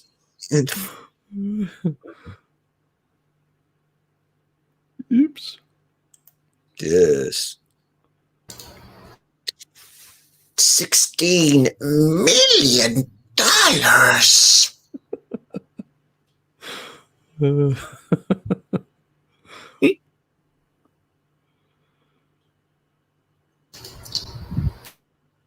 Where's Mini-Me? Mini-Me? Mini-Me's here. Mini-Me's a bit see-through today. Oh, dear, Mini-Me. Oh, what's happened to him? He has invisibility powers. Yes. Invisibility. Is he warping light around his body? Is he using copper for that? I'm not sure. He doesn't tell me all his secrets. He just tells me what to say in my ear, and that's what this is. My direct link to Lord Edward Yellow. Yes. He's the real director of the show. There's actually a research scientist in the UK about bending light around, water. When you've got a post, water, and then will actually reform around the post. And so using certain these sort of copper type things where they can actually change the and reform, so you can actually create a way of certain wavelengths and all that to be able to basically bring them back to normal. So when the eye looks, it actually sees something very similar, hasn't changed. It's a bit like, remember the old battleships? They used to actually have certain these jagged sort of things, so your eyes couldn't focus properly. So it was a sort of a primitive type of stealthy. I believe you are referring to metamaterials, Harry. That's it. Metamaterials. Yeah. I didn't want to sort of complicate it too much for people, sort of keeping it sort of simple in that regard. Just mentioning the name, someone interested might want to research about it. Yeah. So it's really sort of interesting, the sort of research that's happening in that sort of area, because it's got other practicalities. I mean, yes, it does have practicalities in the military, but it has other practicalities in all sorts of other areas. So it's interesting.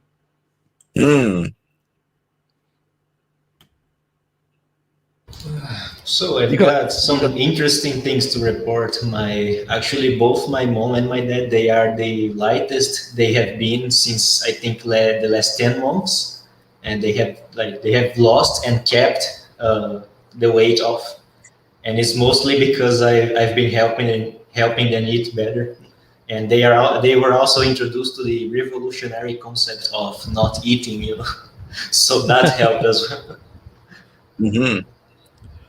Ah, yes, yes, fasting. You know, that it's a revolutionary concept of abstaining from sticking a whole lot of sugar down your throat. Yes. Oh, look, it's strange how the current generations are so unaware of fasting and its historical significance and how it was used. I mean, it's and the problem is it's not as if a large proportion of these populations have become, you know, have just changed, are no longer religious or whatever. There's still the majority of the population around the world is still religious, but it just seems like there's so much kibble now in the diet and so much frequency, the amount of frequency of eating is so high that they find it impossible to abstain from food. You know, and it's everywhere. It's, you know, just in places like Indonesia and India and places like that, the amount of kibble or processed food that's, processed oils are just going through the roof. You know, so even their traditional diets, yes, they were nutrient deficient in some regards. They didn't give them great longevity and all that, but at the end of the day, they were still physically active in the on farms and stuff like that. They were still burning through a lot of that, glucose that they were ingesting. But now they're in offices and consuming the level of, processed stuff. It's just incredible. So, they're just engaging the Randall cycle 24, all the hours that they're awake at least. And that just, it's 24/7 basically, because they never stop eating. And the Randall cycle doesn't disengage just because you go to sleep for 8 hours. If the next morning you get up and just shove a whole lot of other junk into your mouth to keep you going. So it's really,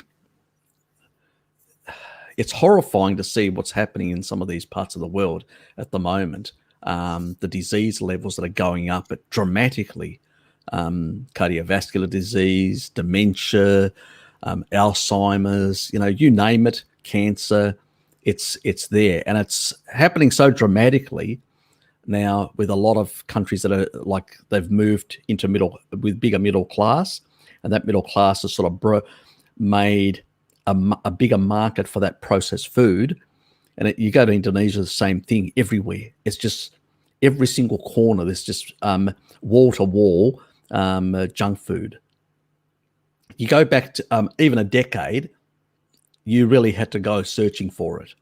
And now it's everywhere. It's like, it's so endemic, it's beyond a joke. And it's crazy to see young little kids now quite obese or overweight or, constantly putting things down their throat, all this cheap sugary stuff.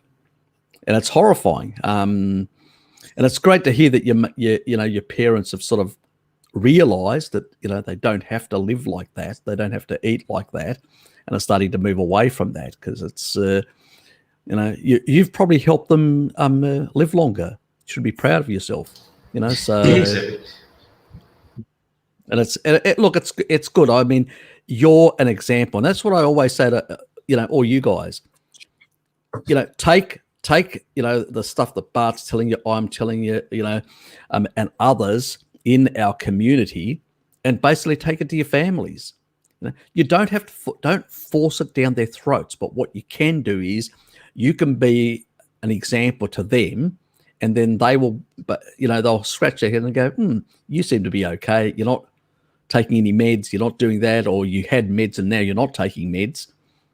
And you can be a catalyst for them to basically think, I mean, not everybody's going to become carnivore, and that's not going to happen. We have to be realistic. But even if people can go low carb or cut out a lot of the processed stuff, they're going to be miles ahead compared to the average person. The average person is just on a very sick, highly inflamed trajectory. So it's really bad out there. And, the best thing we can do to for our families is really be an example and try and help them get into that sort of direction. What's Fapnado saying? My meals used to be pork chops, rice, and crunchy veggies for about 20 years when I wasn't eating pasta. Yeah. Right, boys, I'm going to have to go and mow my fucking lawns and take care of that kind of nonsense that you do on a Sunday. It's been good. Yes. It's been great as usual. Thanks for having me on. Don't forget, next Saturday for most of you, Sunday for a very few of you, I'll be on Before Harry, live next week with my new co-host, Jen. Show up, support that, have lots of questions. Fappers will be there. I know he will. He'll be full on. He'll be there. That'll be good. Don't forget that one. Don't also forget to go and get yourselves registered as a customer in my Sorul team and get yourself some products so that I can have 50 for the month, just to really put the cat amongst the pigeons. Appreciate that very much. What else do I need to remind you of before I go? Anything else, or is that it? That's pretty much it. I've pinned the thing, your comment at the top of my stream, so people can see that. Very good. In that regard, I'll just leave it there until the end. Pass on our warm regards to Pim. Will do. I'll do that just before I go and start the mower up. Exactly. That's your first priority. Second is the mowing, and third is to spank Ted. You know, he needs it. See through Ted. There you go. He's been a bad boy as usual. Yeah. No, you didn't enjoy it, Ted. No, you didn't. All right. Catch you later, boys. Yeah. Be good. See you, mate. Bye, Bart. Stay well. Nice to have him around. Back to us. Oops. Just lost my spot. Where was I? Here. Yep.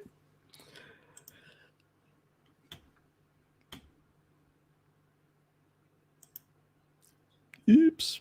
I'm all over the place. I only crave carbs when I'm having lean meats. Yeah, energy. Yeah, you gotta get fat in it. I mean, have you got access? You should have access to butter and things like that, do you? Yes, I recently found there's a city not so far down the road from where I live. I can actually sell raw butter online, so that's pretty amazing. Oh, that's great. You know, so you can actually use that and add that to your meal. I know it's pretty hard especially sometimes, as I said, I think I mentioned to you last time that it's sometimes having a bit of a conversation with a local butcher and trying to get them to sell you offcuts. Yes. You know? So how's that going? Yeah, I still I haven't been able to go anywhere so far. I'm actually going back to my apartment tomorrow. I'm leaving the home. And yeah, so I'll be able to have a lot more control over what I'm eating, and actually go to the butchers and see what they have available and stuff like that. But we'll see. So far it's going good. Most of the biggest changes will be happening in my diet the next following week. So this will be interesting, I guess. Yes. That's one way of putting you off rice.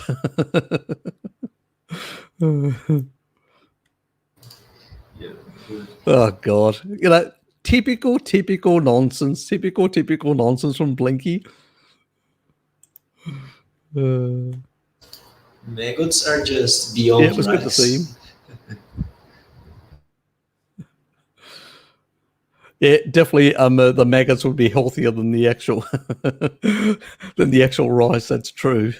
I'd have to agree with that. Yes, they are carnivore. They are definitely carnivore. And it's an acquired taste. I mean, the Aborigines in Australia, they have a thing called, it comes from the back of the tree bark, and it's called a witchetty grub, and it's this little fat sort of thing.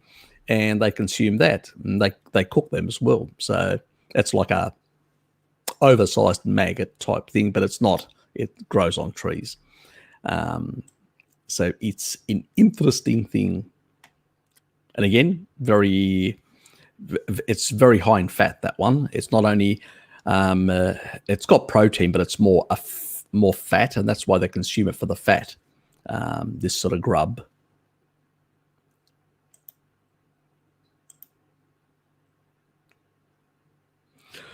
Yes, we know which head you'll be slapping. It won't be the top one. God.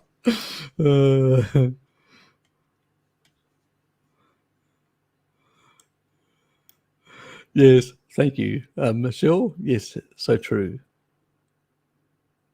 Oops. Yeah, we do. I mean, I was hoping. That's why I sent her a link today. Hoping that she would make an appearance, but yeah, it's just one of those things. She was probably tired. As I said to her, if you don't feel, if you're not tired, you're okay and all that. Oh, you never know. You never know. Yes, he seems like a very smart, intelligent young man. So you never know, Blinky.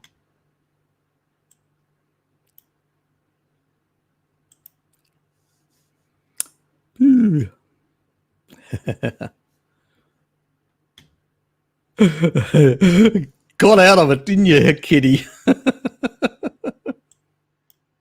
The fake dollars did it. Yes, he's a bit of a dreamer. Yes, I think you'll have to work much harder to try and actually get that sort of dosh to buy an island like that. So, yes. I mean, a man can dream. or win some lucky prize pool to get that. Yes. Exactly. Looks nice, yeah, but there's down here in Tassie, there's a guy that actually bought an island, very wealthy, and he actually built a castle on it with a moat and everything. Oh, God. Yeah, so we have certain characters down here. It's New Zealand as well. There were a lot of, when it was less restricted to come into New Zealand, quite a few people, wealthy individuals from the US and elsewhere, came in and bought land to basically sort of settle down and get their, now citizenship laws are a bit tighter in this sort of atmosphere. And so it's really hard for those sort of people to come out from those parts of the world. But I think for them it's like safety, because places like Tasmania, New Zealand are fairly peaceful, very stable societies, or, you know, and also very self-sufficient. That means we've got a lot of self-sufficiency in terms of food. I mean, even Australia generally self-sufficient. I mean, we produce something like 7 times the amount that we require. Yeah, I know. Most of it actually gets exported. There's a lot of food wastage in Australia because we produce so much. I mean, yeah, it's kind of similar to Brazil, I guess. Yeah, But look at Brazil. Yeah, Brazil's a big. Sadly, we are, exporting way too much soy, which is like it's because of subsidies mostly, and it's ridiculous. Yeah, Australia doesn't really have subsidies. It's different. Like in Australia, the only sort of support that farmers get is like there's a drought relief when there's a severe drought, or if there is like flood relief, if there's floods. There are, when farmers get into trouble because of things, environmental things and stuff like that, then they usually basically, but otherwise, there's no real subsidies. I mean, we cut subsidies back years ago to the bone. And what happened was our farmers had to become more competitive. And as a consequence of becoming more competitive, their production went through the roof. So the amount of production is much higher than our population can even absorb. I don't think there's any. I'm not really sure whether there may be. Look, there may be. I may be wrong, but I think we're one of the very few countries in the world, Australia, that produces 7 times what it consumes. That is massive. Producing 7 times what your population can consume, and we're also a very advanced society. So we've got high incomes, so we can consume a lot. You just have to look at how many fat people are in Australia because of being able to consume as much as they like. And we still basically end up with an extra 6 times 80-odd% that basically has to get exported largely.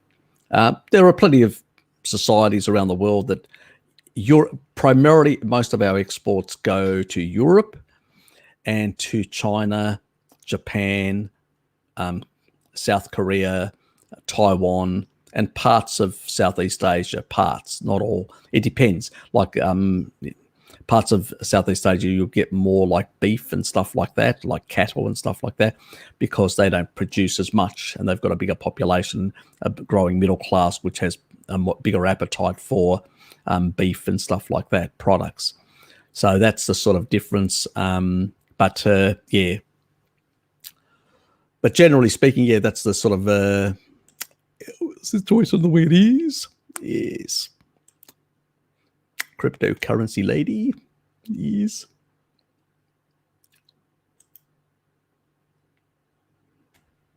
Better than a banana smoothie. Yes. Beyond pasta. Yes. Maggots, beyond pasta. We could promote that to they're not sentient. We could promote that to the vegans. I mean, yes. Well, it's the decay of food, and these things grow. They're not sentient. They're not cute fairy creatures.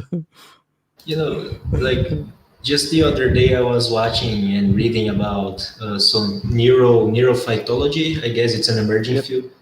It's like there are plants that they are constantly monitoring, like hundreds of different stimuli and processing stuff, and it comes to a point that when you have those vegans that they say, oh, I eat shellfish because they're not sentient, but like there may be plants that are actually more sentient than shellfish in a way. So it starts to become muddy, like. Yeah. Well, look, all animals, without death, you can't have food. That means animals have to die, and what do you, like anybody that's a gardener knows, what do you put in a garden to actually fertilize the garden and make it fertile? Blood and bone.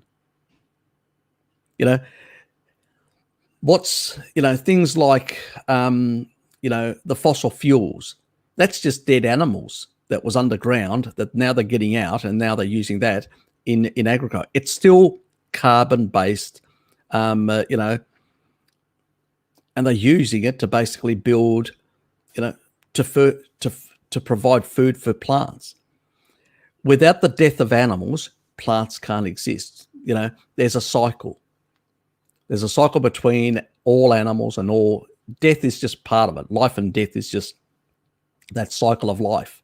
And when you reject that, you actually reject reality. But these people are so disconnected from understanding, or their understanding of nature. It's pretty much because in the last, you could say, since the Second World War, the level of urbanization has dramatically increased around the world. And you've got people living in cities who have got a complete disconnect with their food and a complete disconnect with nature. And so have these bizarre thought patterns. That's all it is, and sort of, they don't see death. And for them, they want to escape it, Let me upload my conscious into a computer. which is complete and utter ridiculousness, because the human brain does not work via algorithms. That's why you will never get an AI becoming sentient from algorithms. It's not going to happen. It's just another sophisticated way of calculating things. You can't get intelligence out of that. What our brains do is they work more like analog computers. They simulate. They simulate different things and then compare those simulations with what we're observing. And that's how they change their simulation patterns. All our systems are designed to, even our neural pathways, to create these simulated events. That's why we see with our brain reality, not we take in things, but then we modify it and change it the way we understand it through our own biases and all that, through our past simulations of reality. So that's, you can't simulate that through algorithms, is what I'm saying. And when it comes to this type of simulated type analog that you get in with an analog computer, it's really hard to, you can actually do like single simulations, but have interactive simulations is so complicated. You'd have to wait for thousands and thousands of years before technologically we could work out how to do that. So anybody that thinks they're going to be uploaded or whatever in the not too distant future, get that thought out of your mind. It's not going to happen.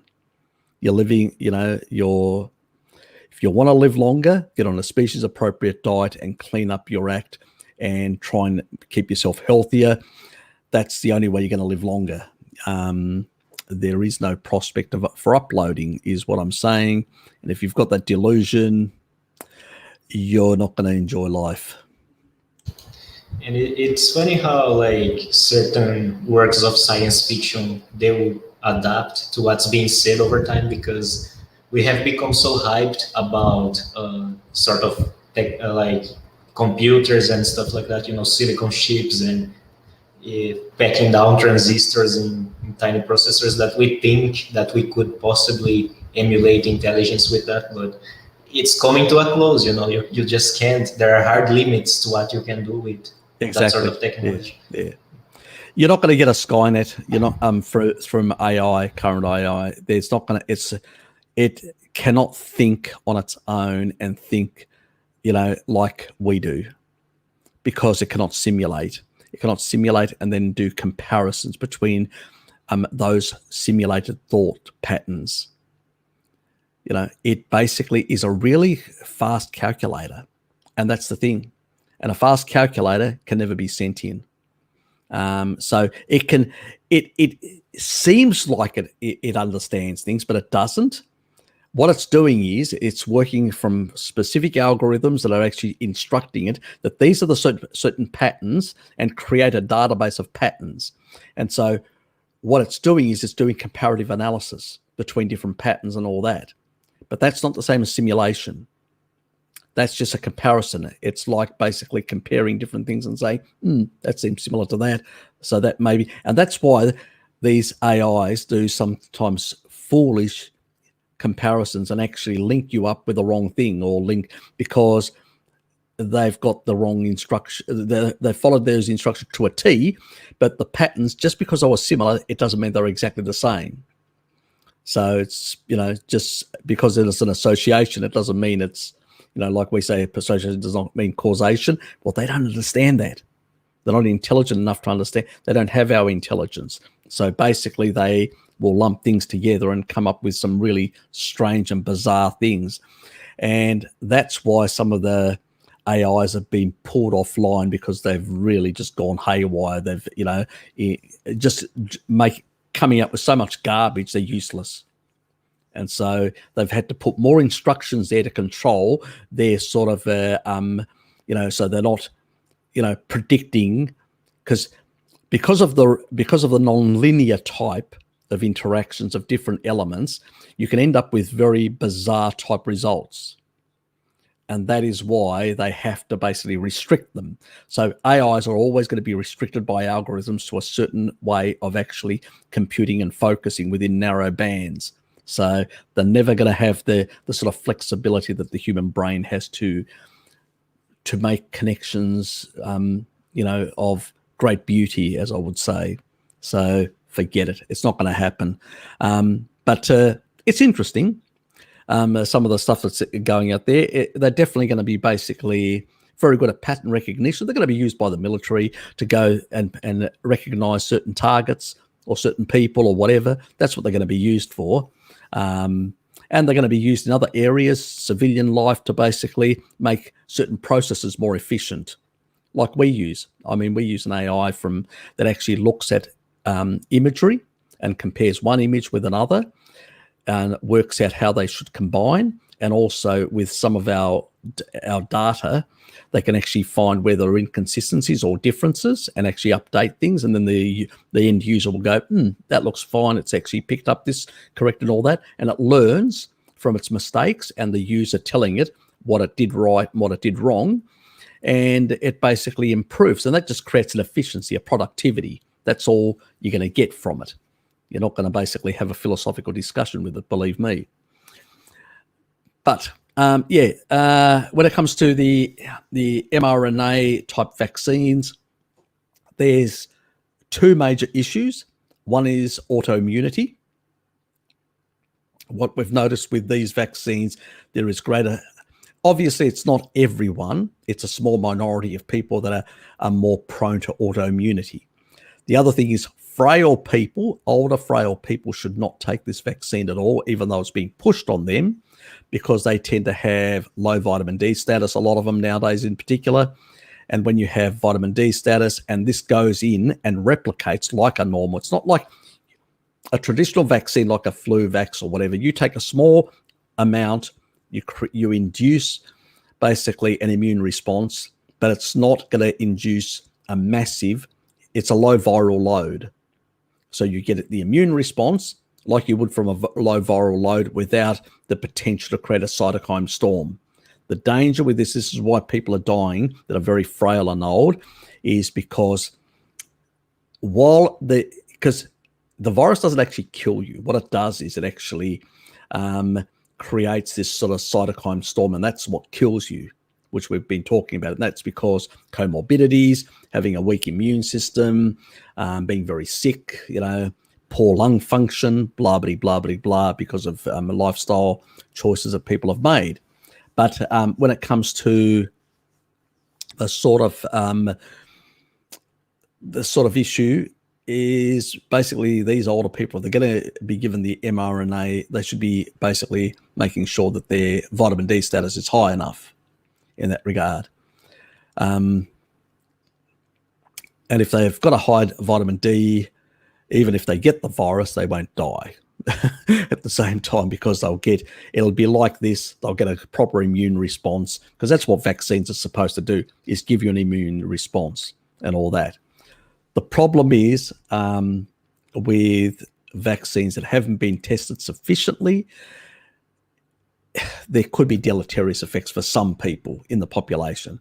And unless you know your genetics, or whether for me, probably any vaccine if I take is probably not going to be very deleterious to me. But there's a number of other people that I know that potentially could be, So I usually say, if you have to, up your vitamin D levels. Make sure your vitamin D level status is high before you take one of these things.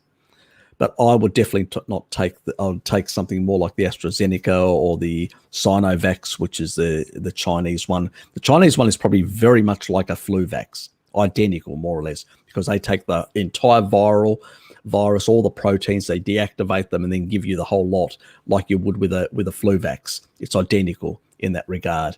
It's the closest to the traditional flu vax in that regard. But if you have to, because sometimes for employment reasons, for traveling or whatever, you may be forced to take the least problematic, and that would be things like the AstraZeneca, the Sinovac, those type that are less problematic.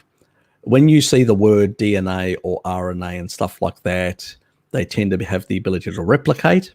Even though they don't replicate as the virus, they only replicate as the proteins. The problem is that they can still cause some sort of potential autoimmune in some people. So will it be you? I don't know. I don't know your genetics. So it's a real hard one to answer. And it's going to be something that people make choices on. Recently in Australia, the government said they're not going to force people. They just said it. I actually saw Frydenberg this morning on Insiders, and he basically said he wasn't going to basically force it onto people. But, governments can change their minds. That's the problem. They've been all over the place in recent times. So it is a bit concerning. We'll see what happens. But I'd probably give that version of a vaccine a miss completely. There are 31 current vaccines, and I haven't had a chance to look at them all. I've downloaded like a number of PDFs on all of them, but I haven't gone through them yet. I do want to go through them and actually see what potential risks all of them have, different risks, factors and all that, and see whether there's any genetics, because sometimes with some vaccines, there are some genetic SNPs that as well you can actually tell people this genetic SNP, if you've got that can affect. It's like certain drugs. I mean, I know all the drugs that could deleteriously affect me because I've checked my genetics in that regard. Certain drugs some people can't like process or metabolize properly through the body. So while aspirin has its issues, my body can sort of handle it much better, but there are other people that can't. Not that I'm recommending aspirin, obviously, but I'm just saying that, it's something that I've found in my genetics that I can cope with it, but others can't. So there's all these there's a U-curve with these things, and you don't know where you fall on that U-curve, and that's the problem currently. So it's always a hard thing. All I can do is I don't recommend things to people. I just tell them this is the information. I provide the information, and then it's for yourself to go away with that information and sort of work out which is the best approach for yourself. I can't take responsibility for your own life in that regard. I know sometimes people ask me, "Oh, what do you think, Harry? What dry? A bit of water." It helps. Yeah. Look, it's when I've got the fan on, it's warm in here as well. I end up with a dry throat because you talk a lot and all that. Exactly. I'm let you do most of the talking so I don't get a dry throat. But it's unbelievably hot. Like it's 30 Celsius inside and it's like 10 p.m. at night. So, oh God. Shit. Yeah, look. I know. I'm not complaining. I'd rather have this than have snow, I can't handle snow. Oh my God. Just snow. Yes. Oh, yes. Those poor soy plants. Oh, yes. Continue eating it. Fappers. Yes, life and death, exactly. Yes, people need to get used to it very much. It does. That is so true. That's, you can't have life without death. It's, if we had no death, let's say we just eliminated all animals off the planet, there would be massive die-off in the plants because they would be nutrient deficient, a lot of them, and they would die off. There'd be some that would survive, but it would be a very small group, and the majority of diversity we've got out there would vanish. And it's the same thing with animals. If we were to basically concrete the whole planet, animals would die because they'd have nothing to eat, the ruminants. And then the carnivores, there'd be no ruminants around for the carnivores to eat, and they would eventually die out, and it's just, we are interdependent. There's a life and death interdependency, and all life eats to survive. And it's simple as that. And it's, people just need to get over it. Probably They probably need one of those boot camps for vegans. They'll probably eventually they'll create boot camps for ex-vegans in the future. I suspect could be money in it with so many people going on kibble. I mean, you just give us a lot of ideas, Harry. I bet no one has made one of those circadian rhythm lamps. Like that was one of the best ideas, and no one has made that.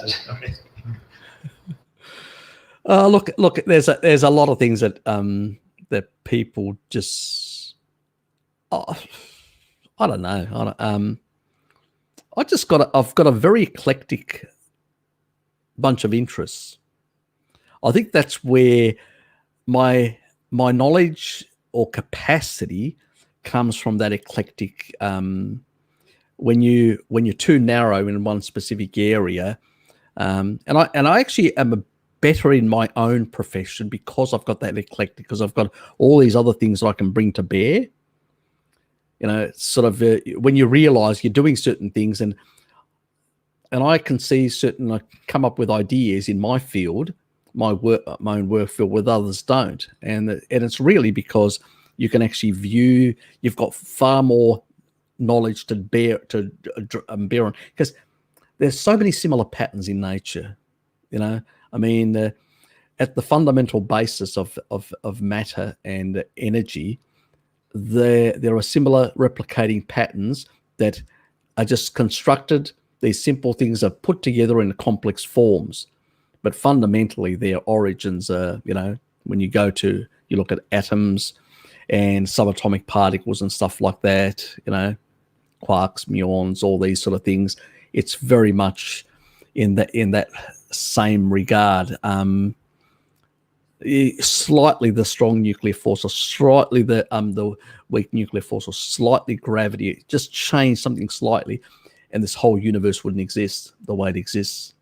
So it's what initially, when string theory came out, and people like Wheeler from Texas University, that was a proponent of some of these things back in the sort of 70s and all that.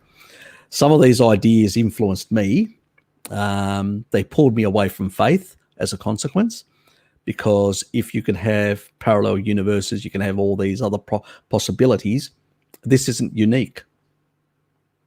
Do you know what I mean? But once all that edifice started falling apart and being ripped apart, and when you consider, even Bart agrees with the anthropic principle that, it's so perfect that even if something was slightly out, what exists today, humans would not exist, or, sentient life would not exist on this planet. And so that sort of brought me back to faith, So it's a strange way, because I'm very, if tomorrow, science was to demonstrate something, it probably could pull me away again, because I'm very much science for me, reality. I don't deceive myself or live in some sort of fear. A lot of people have got faith, it's because they don't understand science. But when you have an understanding of science, my faith is not. I don't use science to basically explain the Bible. That's not the thing that I'm doing, because it's not a literal. It's basically teaching you a moral code. That's the purpose of it. But that there is some sort of entity beyond space time, I can only accept that if there is one single universe, this universe, and no other. In that regard, and that the whole edifice of string theory and all these other bizarre ideas have literally been pulled apart, and they've actually been shown to be completely a waste of time. Some people have spent 20 years on, was the thing that was able to bring me back to my faith. So a lot of people think, he had his heart condition, that's probably, wasn't it? None of that sort of stuff. It was actually that whole edifice in science that actually fell apart, and we came back to a traditional empirical approach to science. And that's really what brought me back. And that's why the older scientists, the more empiricist scientists, were also people of faith. A lot of them, if you go back. So I've sort of gone back to really even the science traditions rather than anything else. Anyway, some people may have enjoyed that. Are you often accused by your co-workers or your friends of, where do you get all this stuff from? Look, there's a lot of things that, yeah, I missed a lot of whole things of FAPPers. Sorry about that, FAPPers.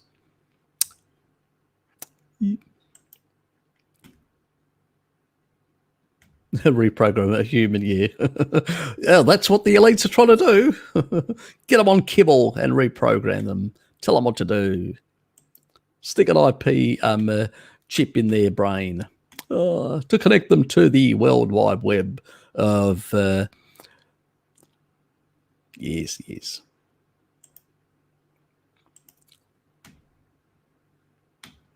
Yes, a Frankenstein body. Yes. Frapper would love that, especially if it had certain protrusions, certain things attached to it.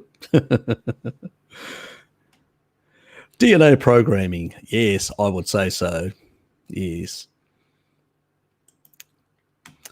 Yes, the potential to basically extend life by reducing senescence. There's probably far more into that than anything else in that regard. Thank you. Not a problem. Thanks.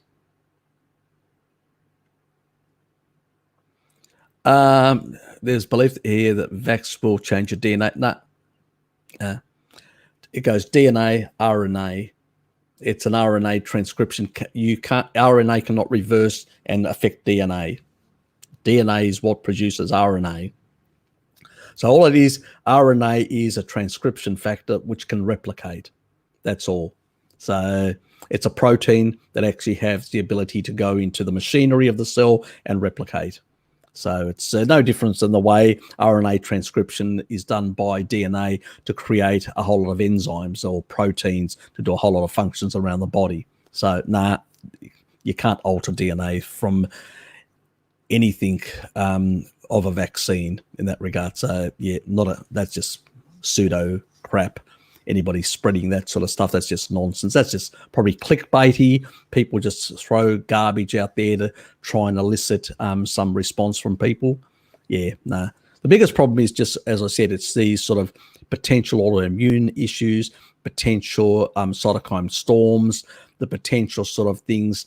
I mean, even the other things like, metals and heavy metals and all that, that's a non-issue.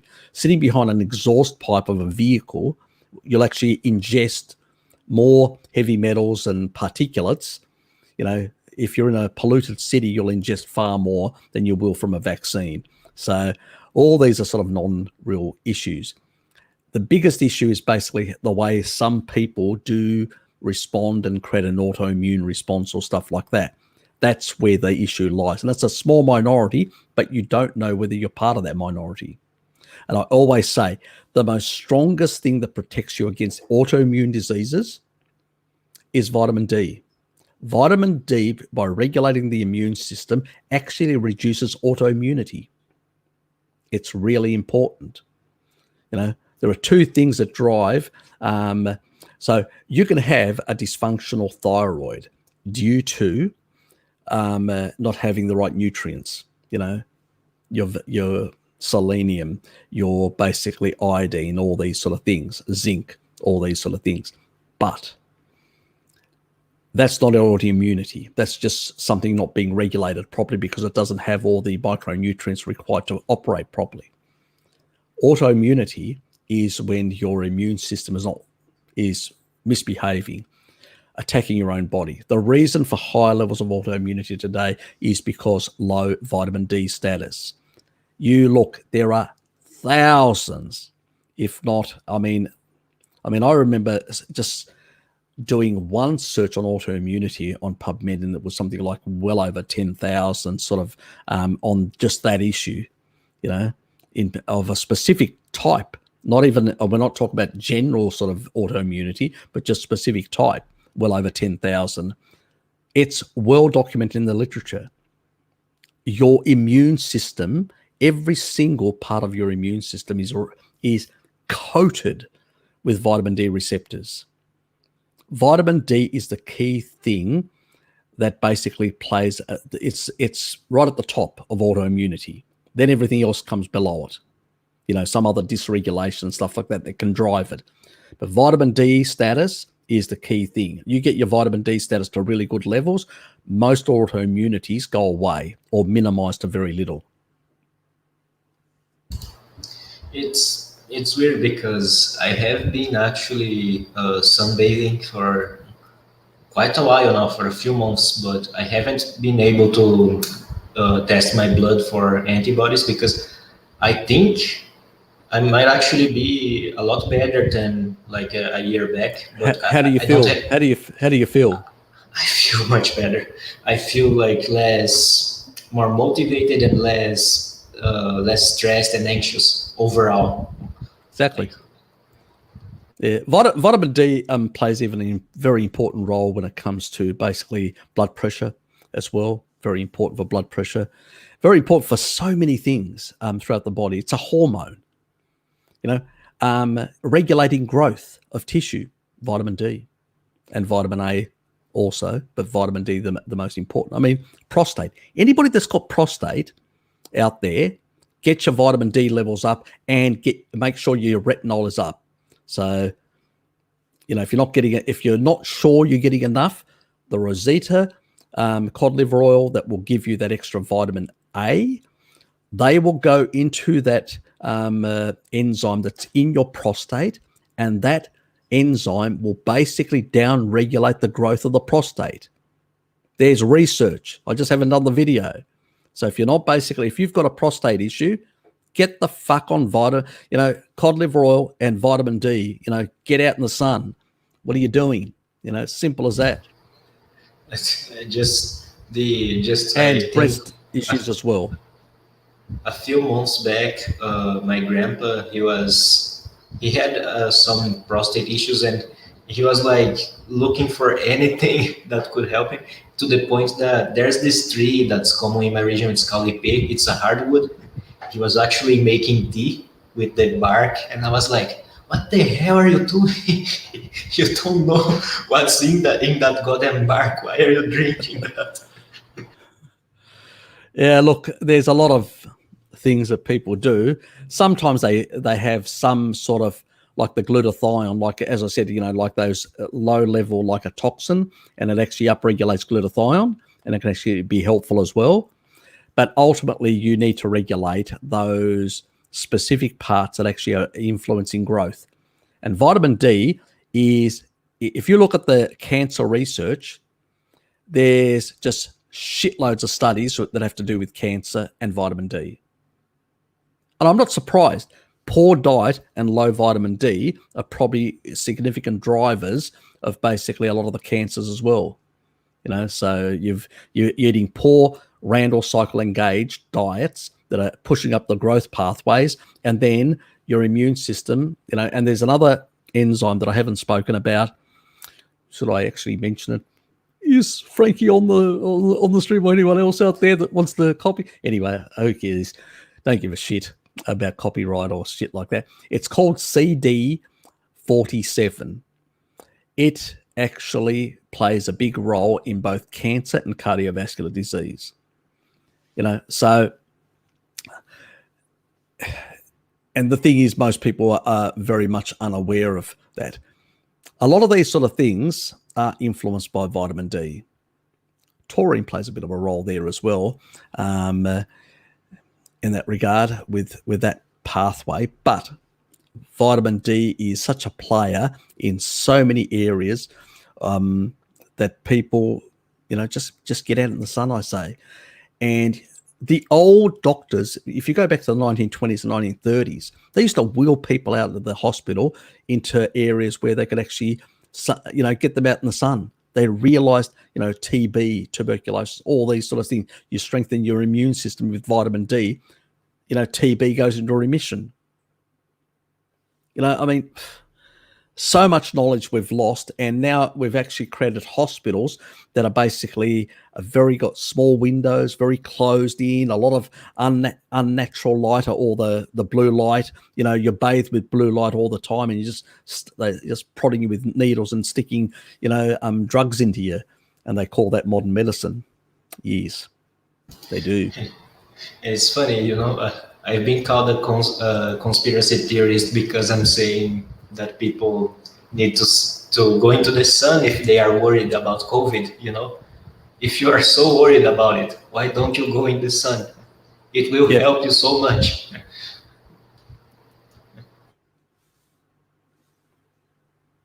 Yeah, it does. Yes, it also means it controls your arrogance, because many of us can succumb to arrogance very easily. It's the reason why when I fuck up, I tell you guys, I own up to it. Because you're always learning something new. And that's the beauty of science. You're always learning something new. You're always basically unraveling and understanding something new of this creation. Just you're getting a bit deeper into the intricacies. And then from that you go, ooh, there's this point that I didn't take into consideration. So we always have to be humble and realize that we don't know everything. We're only as good as the best information out there and our best understanding of that information. So I'm just always trying to get to the end of the world, to as far as I can get, which is probably a more logical way of actually explaining it, to as far as I can get with what's existing out there that I can research, and at the same time of being critical about it. Just don't accept the way it is.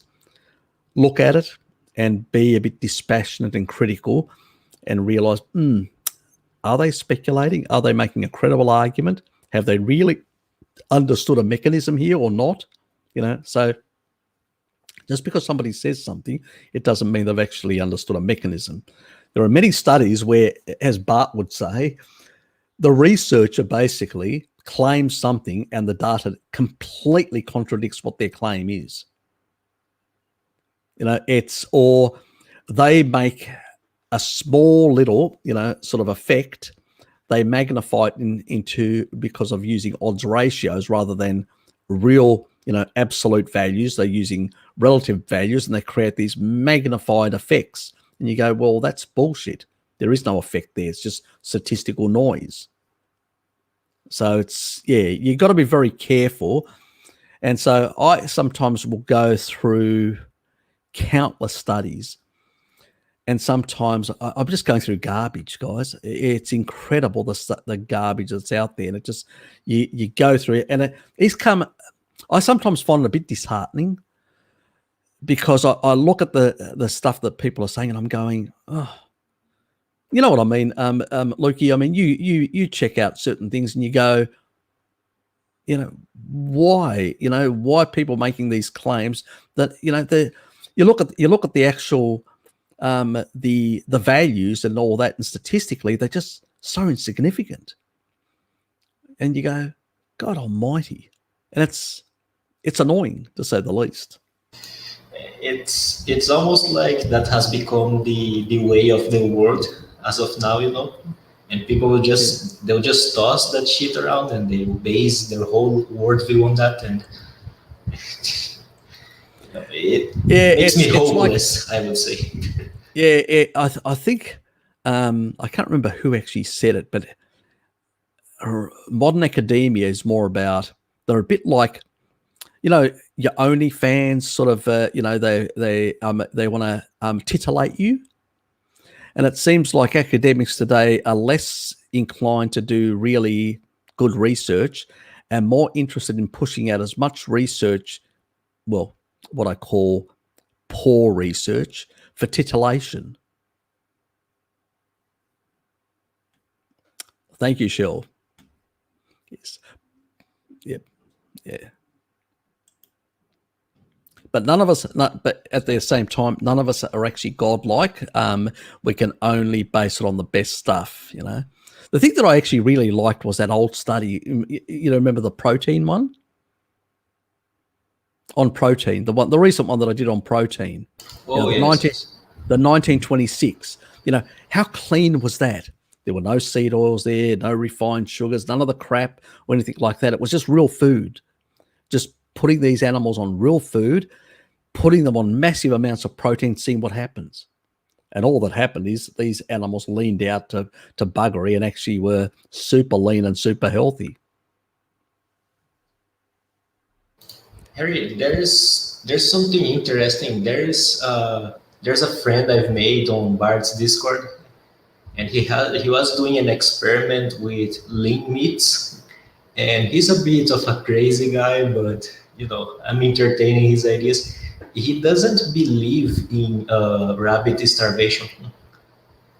And I'm like, are you crazy? And he's like, no, I've been eating mostly protein for a while and nothing has happened so far. And I'm like, yeah, I'll tell you why. Rabbit starvation only exists if you've got low fat stores. That's the only time. Rabbit starvation is a myth if you've got plenty of fat on board, because your body, that's the reason why we've got adipose tissue. If you remember, the percentage is 0.005%, which is nothing, that the bonobos have as stored fat, the males. And the females is, I cannot remember for the life of me. People will have to go to, anyway. But you know what I mean. It's very little. Females have got quite a bit more because I think it's 0.26, but I could be wrong. I can't remember. But the thing is, you can see, obviously, females, because they've got young, they need to have more fat on board, like our females, because they're bearing children, they need to provide that additional energy for those children. They have to have more stored fat for that sort of. And I think that rabbit starvation only kicks in when your fat stores are diminished. And nobody's done the experiment to know exactly where that is. Okay. And so is it 5% body fat? Is it 8% body fat? Is it 10% body fat? Is it 2% body fat? I don't know. Do you have to get right down to 1% body fat? Absolutely no idea. The only thing that I can tell you is that rabbit starvation only really hits in humans. That doesn't mean in rodents or other animals that you definitely get that. They can still convert some level of protein to sugar, and they are more sugar based. That's why it's very hard to get a rat into ketosis. You have to literally push them up to something like 90%. But beyond that point, obviously we have a bigger fat requirement to them. But whether rabbit starvation, where exactly it falls, I don't know. Because I've seen a lot of people that tribal people that have got less access in some cases to fatty meats and still don't get into rabbit starvation, and until they get into sort of like a starvation state. I mean, you're more likely to find somebody like back in the 80s in Ethiopia getting into rabbit starvation where they've got no food, they've used all their body fat, and now they're starting to break down their own muscle. And that's when they're in rabbit starvation. So really, I think rabbit starvation is when you're really starving. Fasting isn't starving. As long as you've got onboard energy in terms of fat. But what percentage of fat is when it kicks in, I don't know. And when it really kicks in, obviously it'll be at close to zero, is as stored. But that transition period, I have no idea, because we've got no research and we can't experiment on humans, so we will never know. But I suspect if you've got a bit of onboard fat, I don't think you're going to ever get rabbit starvation until you get very, very low. Exactly where that threshold is, none of us know, to be honest. But it's interesting. Man, it is interesting because, I mean, I guess most of the reports we have about rabbit starvation, they come from people that were in desperate situations, people that were starving and they killed a small animal or something, and but It's exactly that. It's people that, if you go in the past, people in wintry months, they had very little fat on board because people were lean back then because they only had seasonal sugar. They had very little, small opportunity to fatten up. Unlike us, we have all year round. We have to think about people in the past they were very lean people. You only look at the old photos and images, they are very lean. Now, those people, if they've got very little access to sugar or fat, at some point, they can potentially go into rabbit starvation. But modern people, God, the amount of fat stores that most people have, it would take them years before they even get anywhere close to rabbit starvation, So, yeah, I say the easiest way to lean out is basically to eat lean meat. That is the easiest way. Because you don't even have to worry about the deuterium side. Why? As long as you're not putting water in, hydrate, don't drink too much water, and hydrate from your own fat.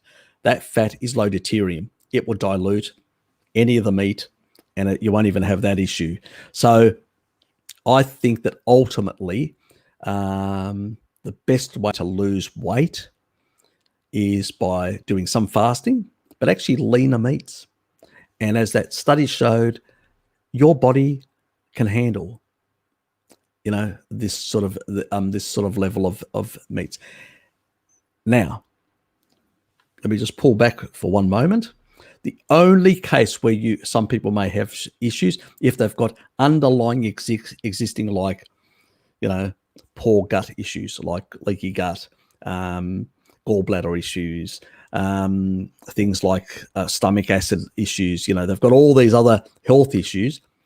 I usually say to them, well, let's fix these health issues first before we take a deep dive into doing some of this other stuff. So you've got to be very careful. Sometimes, if you've got a lot of fat on board, you can say, well, the only issue is the access to some of the fat soluble vitamins, which is the only issue where I think you still need a bit. But if you've in the past got a lot of fat stores, and those fat stores you had a nutrient, a fairly decent diet. Yes, you got fat because you were engaging the Randall cycle, but you ate pretty much good levels of meat, stuff like that. You just got fat because you were combining both meats and sugar, like starchy carbohydrates. Your stored fat soluble vitamins should be pretty good. If you're out in the sun quite a bit, they should be pretty good.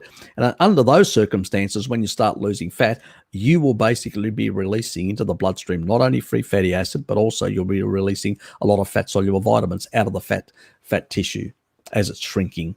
So it's not too bad, but it depends. As I said to people, if your diet was very low in menaquinone 4, you're releasing a lot of vitamin D, you're potentially getting in the sun, vitamin A and all that, I would say you're going to be transcripting a lot of the osteocalcin type proteins and all that sort of stuff.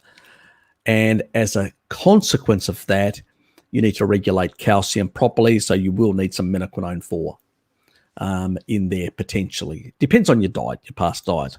If it was dairy rich with a lot of brie and stuff like that, probably less of an issue.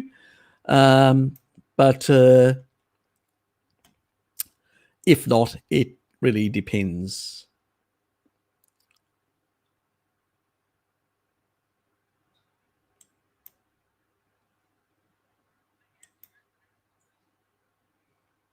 Oh, I guess the guy has a hunting channel, and he sometimes does these challenges where he survives only on local foods. And Okay. Yep. yeah, Fapnado linked him because you can see how he actually loses weight, and that's rabbit starvation and stuff like that. Yeah, that's interesting. I'll check it out.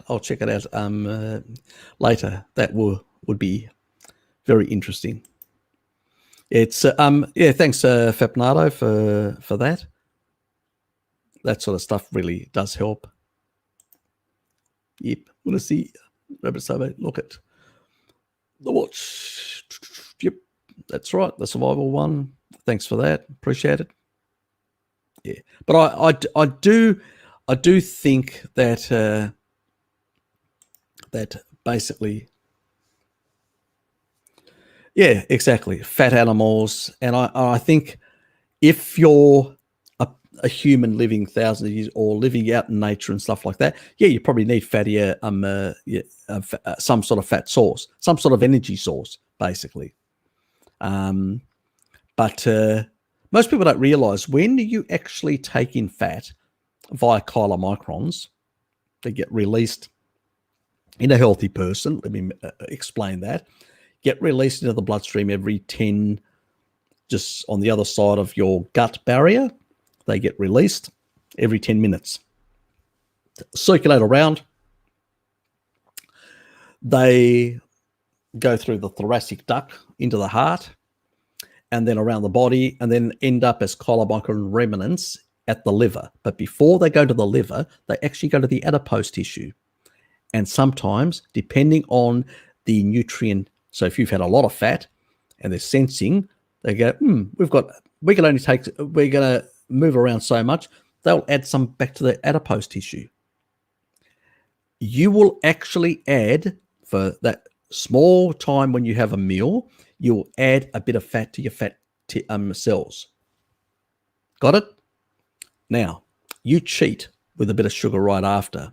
Ooh, we've just out of ketosis. Insulin spiked. You can't access it anymore. See how you can get fat from fat where the other people are arguing? Again, Randall cycle. But they were like, oh, you can store fat. Yes, you can. You have to. You know, when you have excess sugar, you will convert that to fat to store it because it's a way of surviving. Unfortunately, today, we eat far too much energy compared to our requirements. That's the problem. You know, so when you look at energy, you've got to understand that energy needs to be stored, and then it'll actually have second dibs. Second dibs will basically go into the actual liver as chylomicron remnants, be exported as VLDL.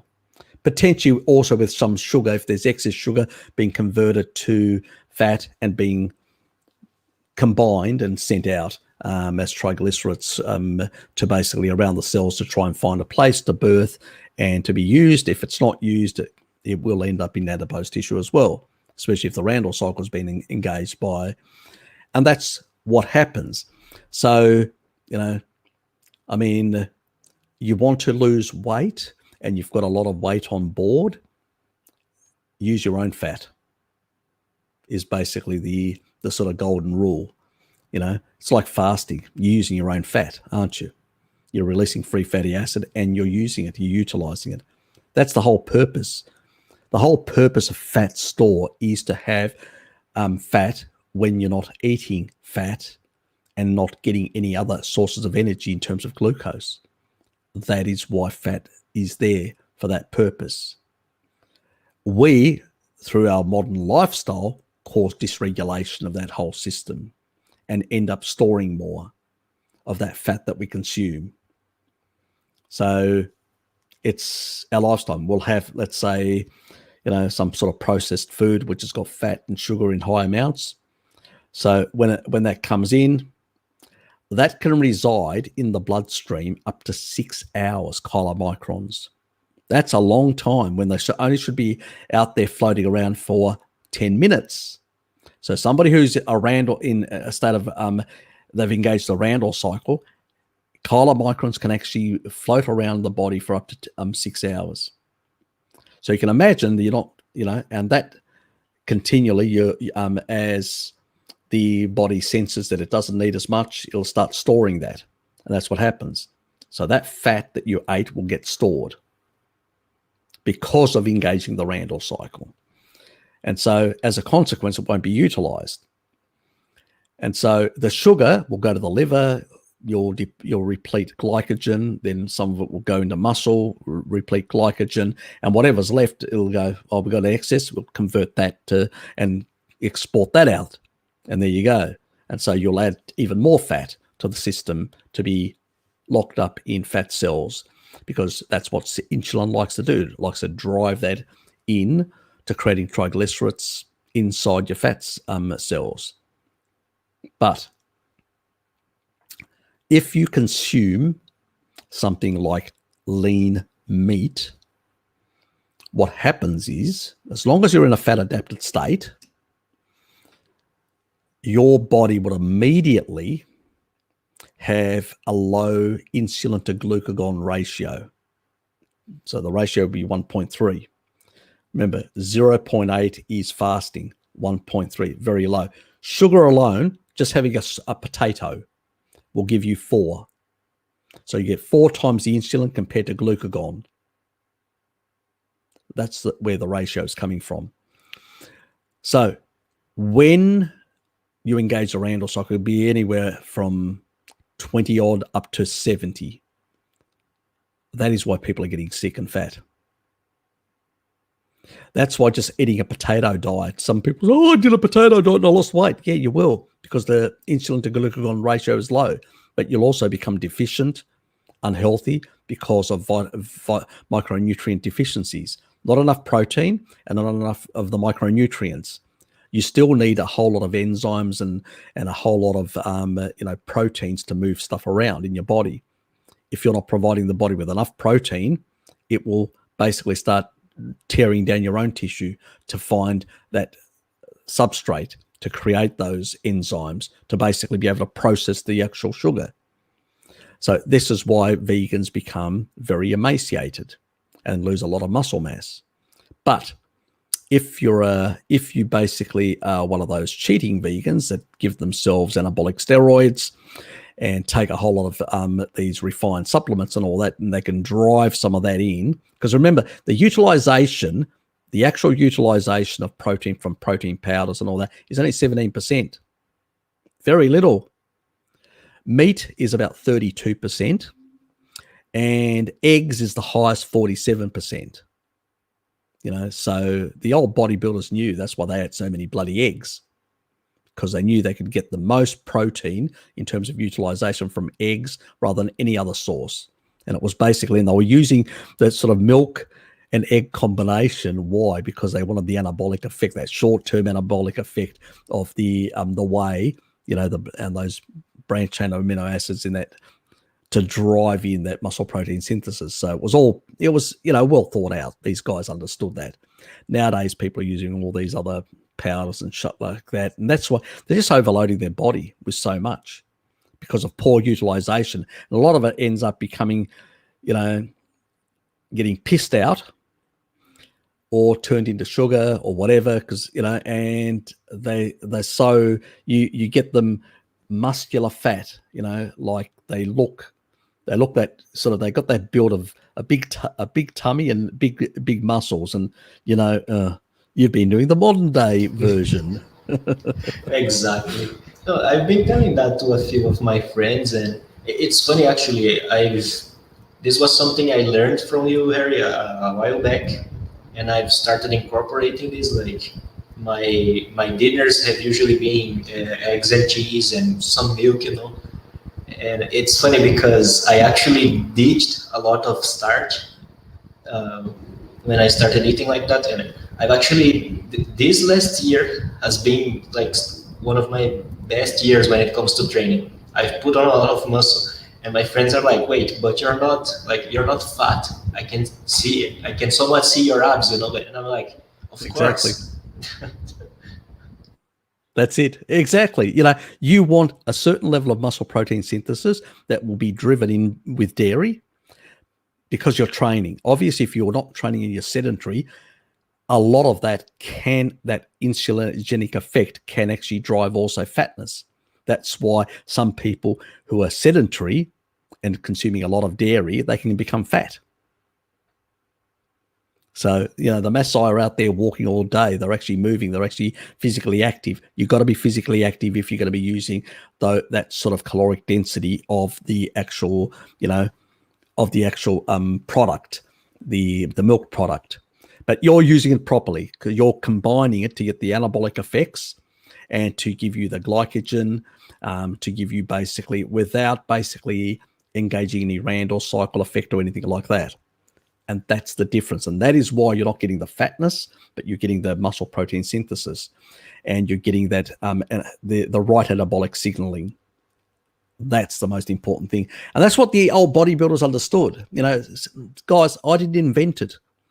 There's guys back in the 60s and 50s and all that have been doing this sort of stuff, egg and dairy, egg and milk and stuff like that, you know, smoothies and stuff like that. And they were stuffing themselves with this stuff and working their asses off.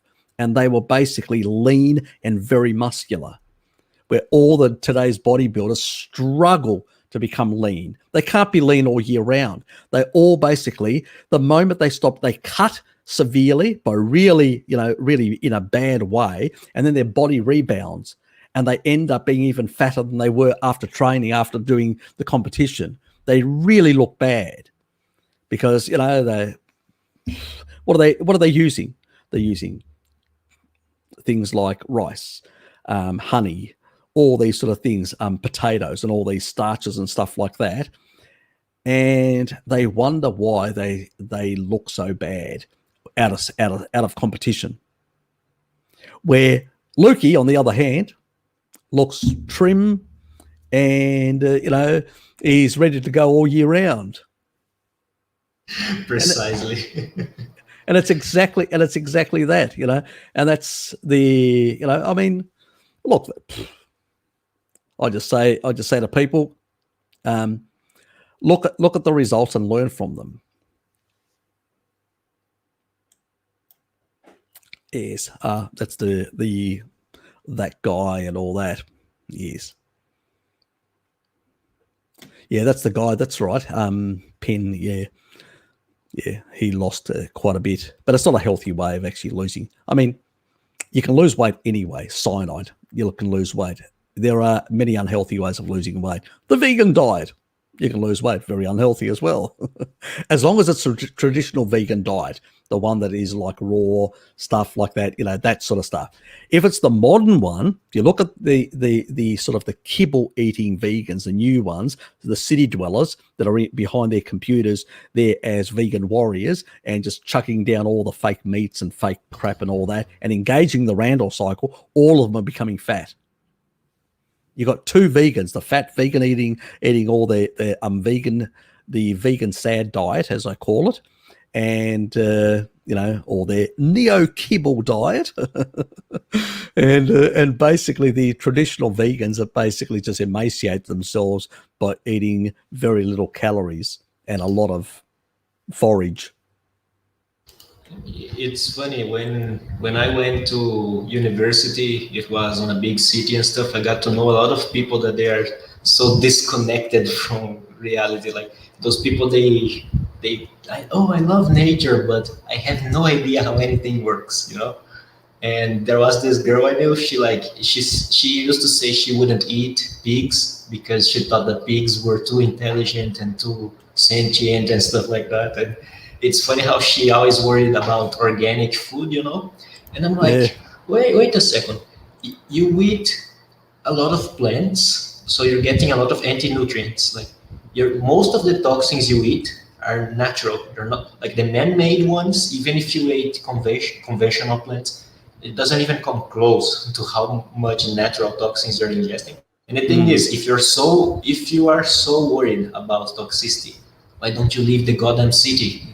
You're breathing polluted air, you're drinking messed up water, and like, stop worrying about organic produce at this point. Look, exactly. Yeah. I mean, look, as you guys know, I'm not strict in the stuff. I do still have some fermented plants, in particular pickled cucumbers is my only indiscretion, but that's only on the Saturday. So I do get a bit of fermented stuff like that. I do get also some fermented meats. I do some fermented meat products as well. So, and also cured meats, which are raw cured meats as well, smoked. So I do have a variety of raw type foods, from raw, like, you know, absolute raw, no processing, no smoked, cured, and also fermented. So I do have a lot of varieties of different things that I do. I'm not interested in doing fermented organ meats. That doesn't interest me whatsoever. I'll leave that to Tristan from Primal Edge Health. He can do that, but I'm not at all interested in that sort of stuff. You know, it's an acquired taste, I suspect, but yeah, it's not one that I really want to acquire. Yeah, pickled cucumbers and so. Look, I grew up on that. Dad still grows cucumbers, like Lebanese cucumbers and stuff like that. Those small ones. That's the type we have in Greece as well. And he usually used to. Nowadays he can't be bothered as much, but in the past he used to do a lot of pickled stuff. I usually buy pickled for both him and me.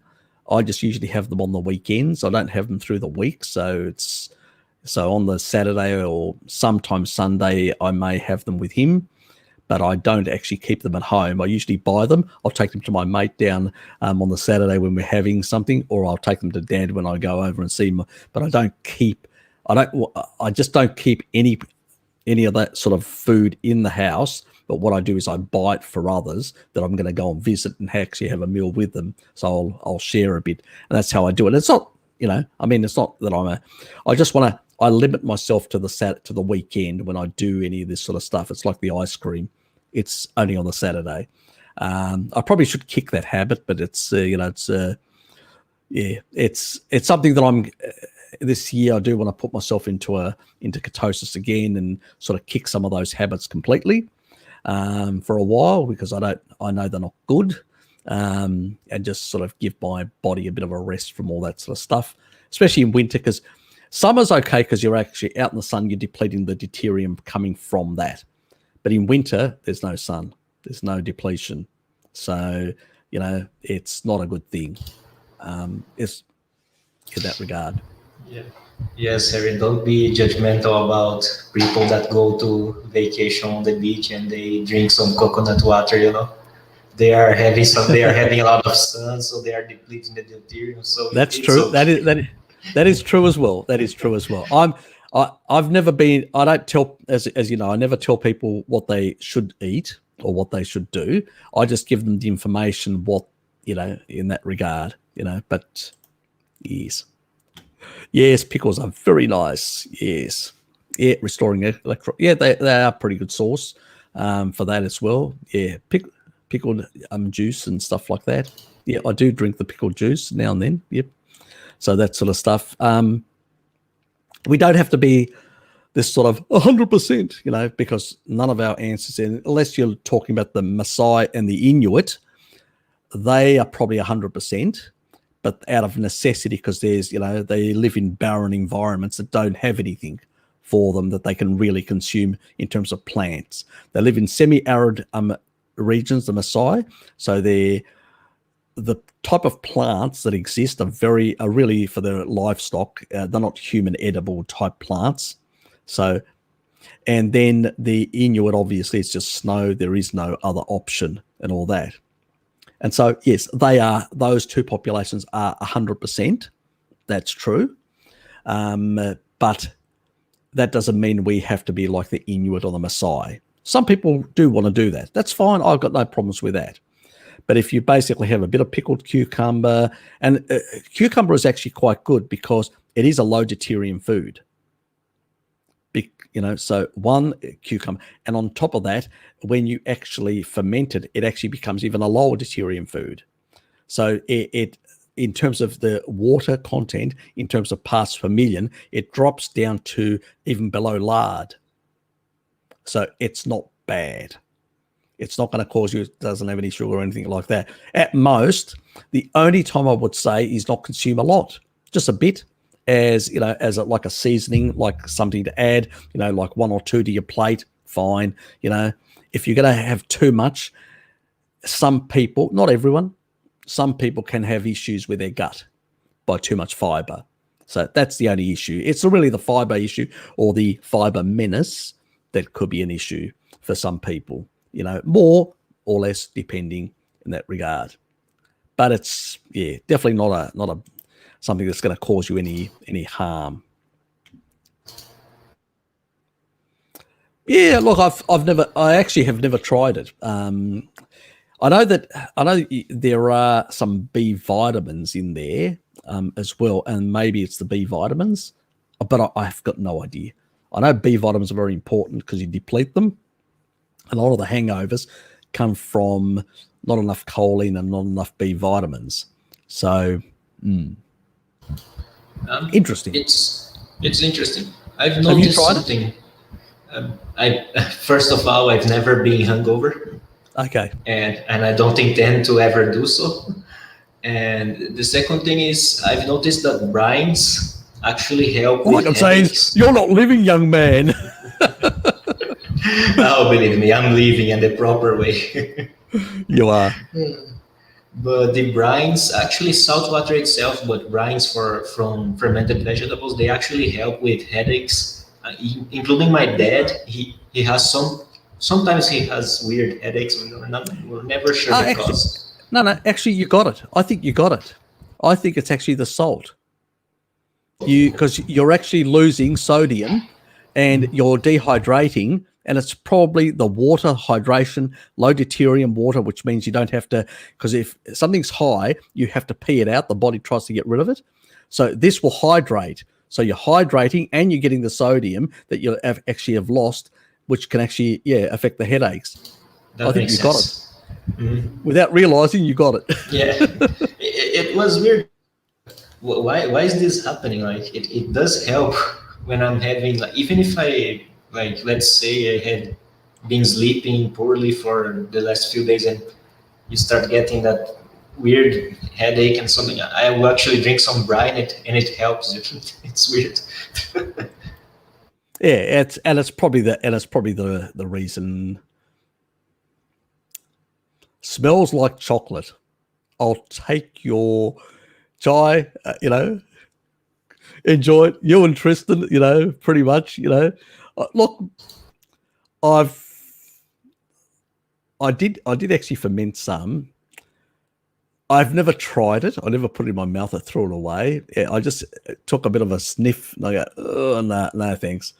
And and it was sort of the maybe if I held my nose and basically just swallowed a bit, maybe.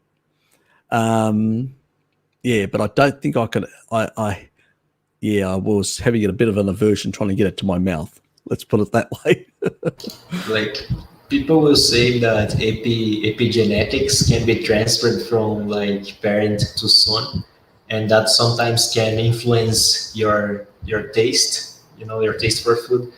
But, like, it must be a very weak thing because my dad loves organs and I still haven't acquired that taste. I'm slowly trying to get used to it, but, like, I will have some heart, but I can recognize that organ taste to it, and I'm like, okay, this is fine, but anything stronger than this is like, oh god. Mince it.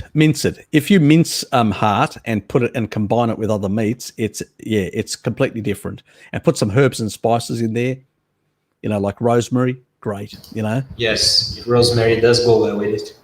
It does. I think that because we put in a lot of the organ meats, we put rosemary, and it really makes it much tastier. I think it's and even when you're barbecuing it, combining it with rosemary is really the way to go. Yes, I'm surprised, Blinky. It's not the hair of the bird or the feather of the bird.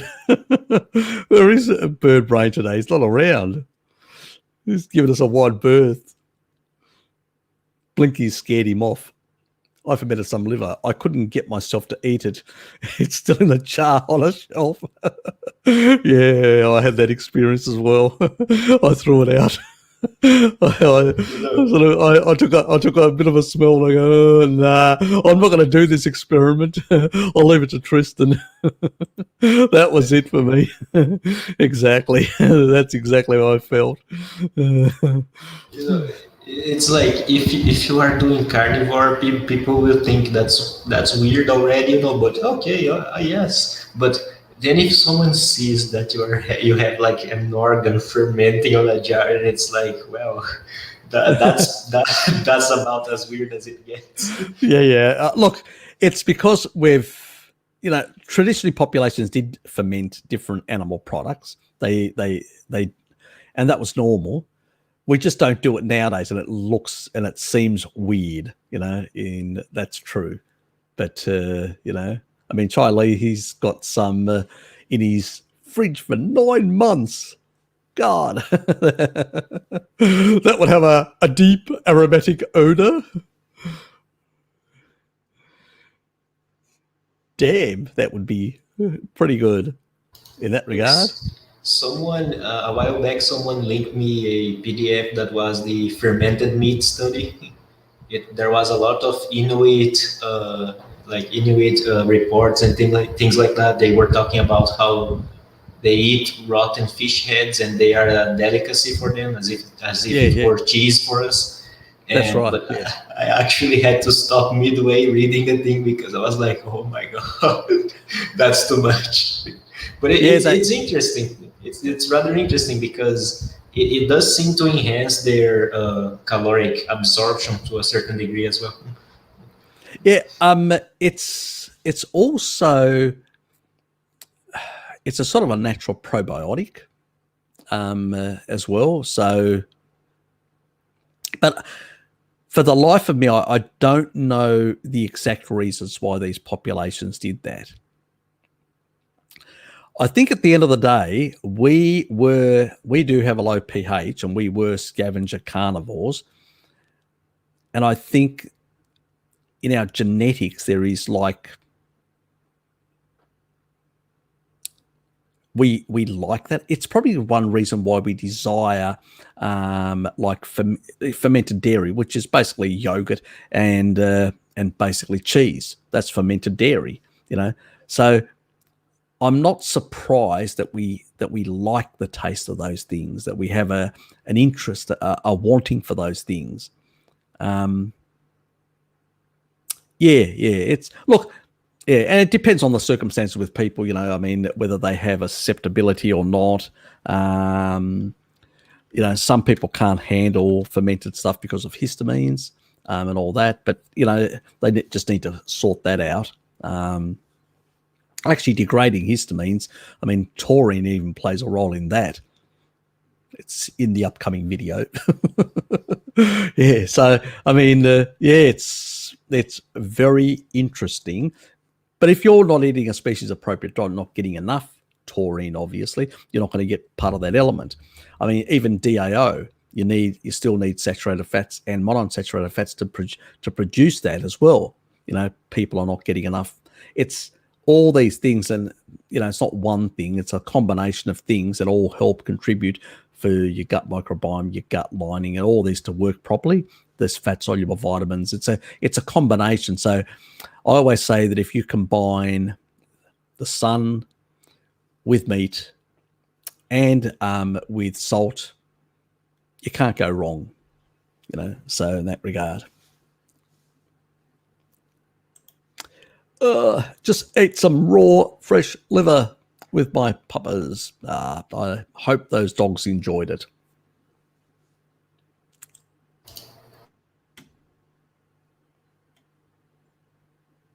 I didn't think so. I knew you had me going there because it doesn't smell like chocolate, I can tell you.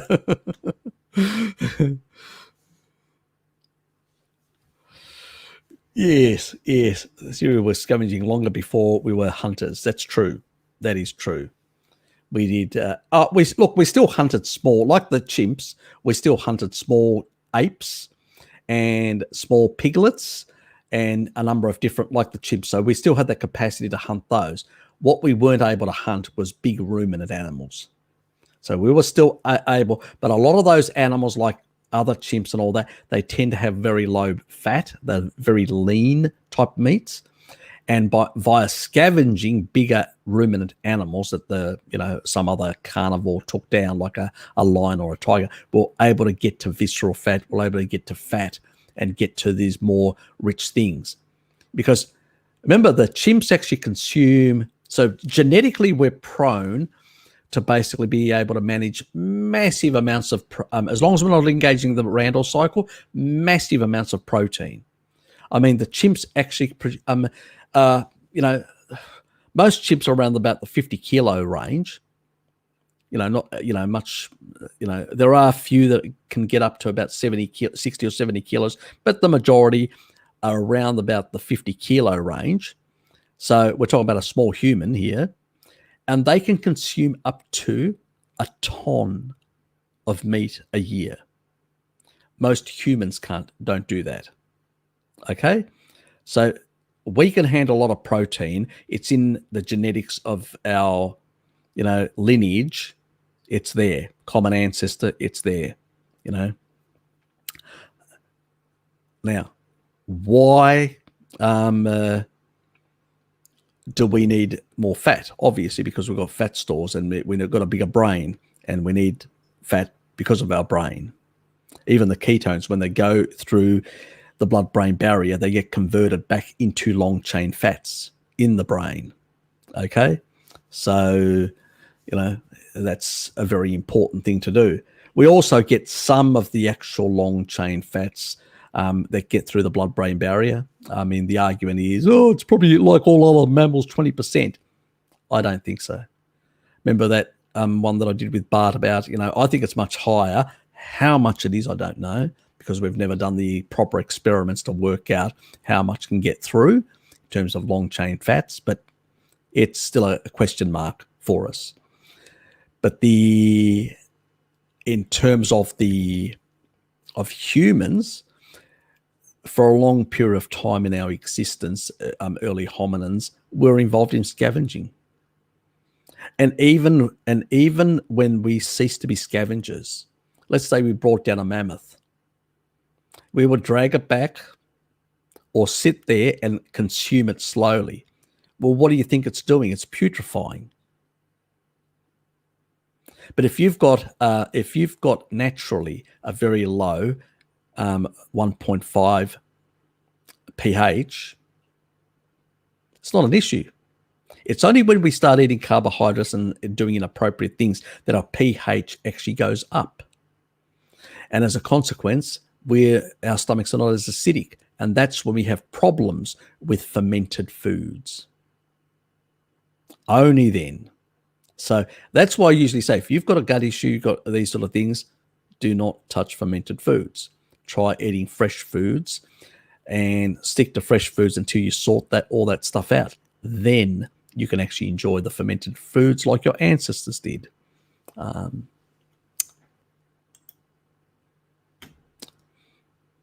I do have a day job, and you know that. But yes, it will happen in your lifetime, Blinky, like everyone else's. Unfortunately, unlike other people on the YouTube here, most of them don't have a day job, and they've got plenty of time to create material. I don't. So, but what I try and do through the live streams is give you some of that information without having gone through. I will do the videos with the proper studies and showing all the details and all that, but I'm just giving you the information so you can basically at least action the stuff. It's better than nothing.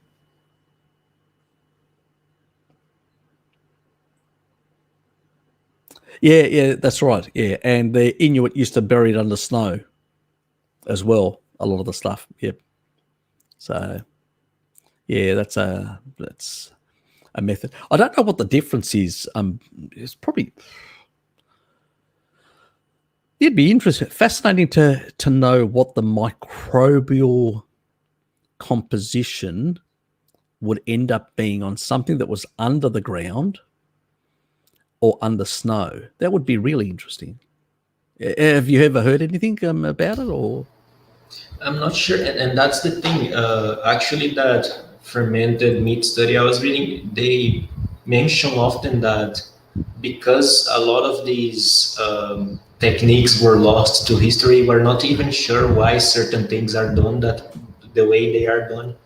So they are not really sure, like why something would be stored underwater or buried under earth, or why under snow or something. they were able to identify that so tribal people will do uh, these things in a specific manner, but we still haven't been able to pin down the exact reasons why they do that and what kinds of microbiome would be present and stuff like that. But they could, they had a general idea that most of the bacteria present were, I think, lactobacillus of sorts.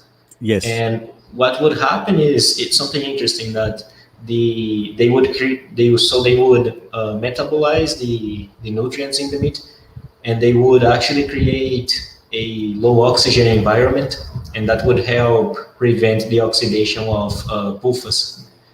Yep. So for foods like brain and stuff, it was helpful. Yeah, exactly. That's true. A hypoxic type environment, exactly. That's true. It's the reason why they never had any issues with rancid pufas or anything like that. That's true. The lactobacillus are really good for that in that regard. Yeah, it's on this matter about feeling high, I would say it's probably the histamine sort of release. That's my theory. It's short term, it degrades, but I suspect that that's histamine release.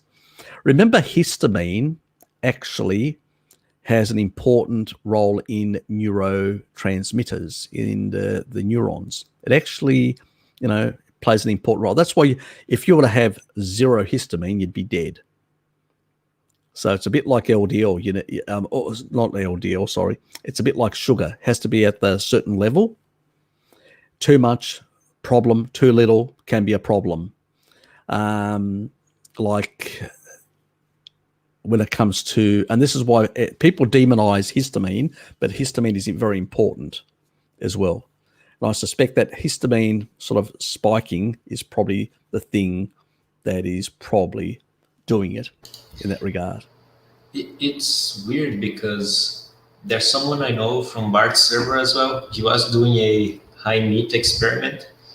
He actually reported, I think it was the first time I've ever heard something like this. He said that he ate the meat and he actually felt depressed. And I was like, whoa, what the hell is going on? And he was like, exactly. I have no idea what's going on, he said. And I think it's some kind of bad bacterial strain, but we have no idea. No, it's just too much histamine. Yeah.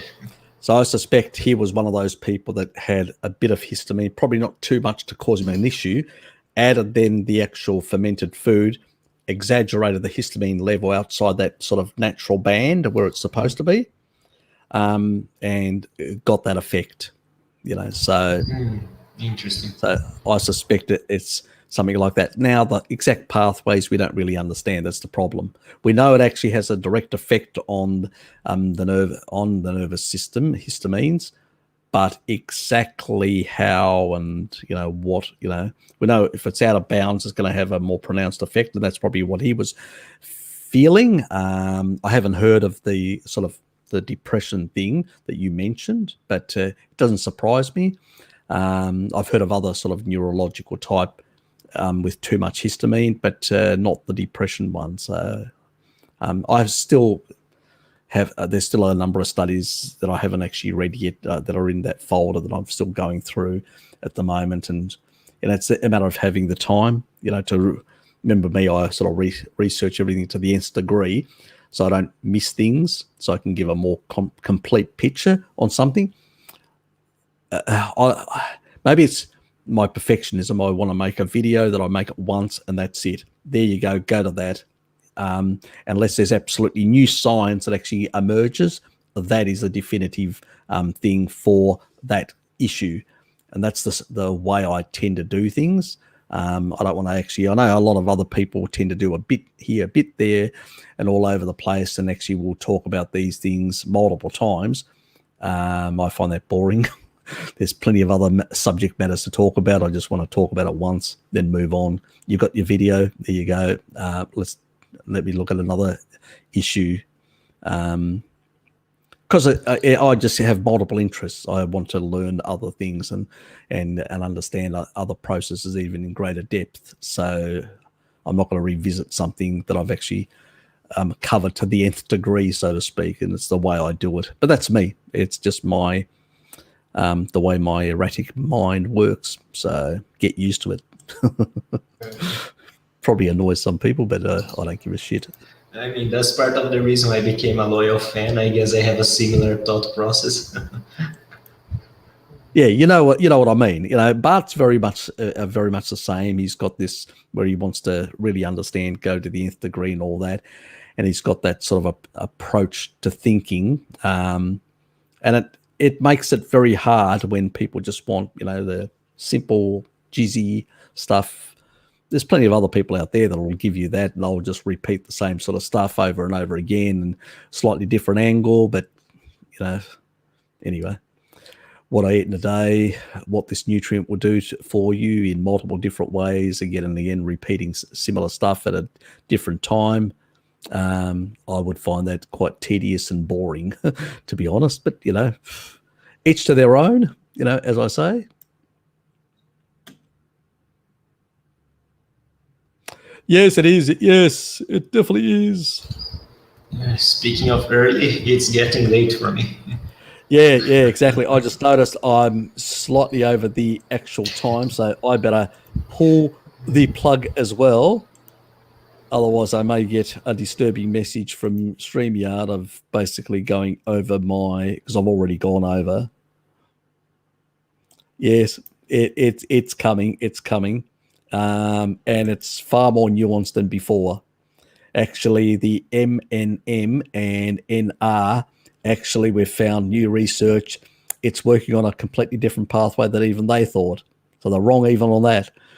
So so I had to go down another rabbit hole. So the actual salvage pathway, we thought it worked through there. It doesn't. So, keeps on. So once you go down this and you start understanding all these intricacies, and as I said, I don't like giving incomplete. I don't leave anything to chance. I like to cover things comprehensively. So it is coming. I'm actually looking at those other pathways at the moment, and looking at other options of how I would recommend. But at the same time, let's put it this way. I'll fucking tell you, it's actually going down the same pathway as the Iceland pathway. And it's more expensive. Exactly.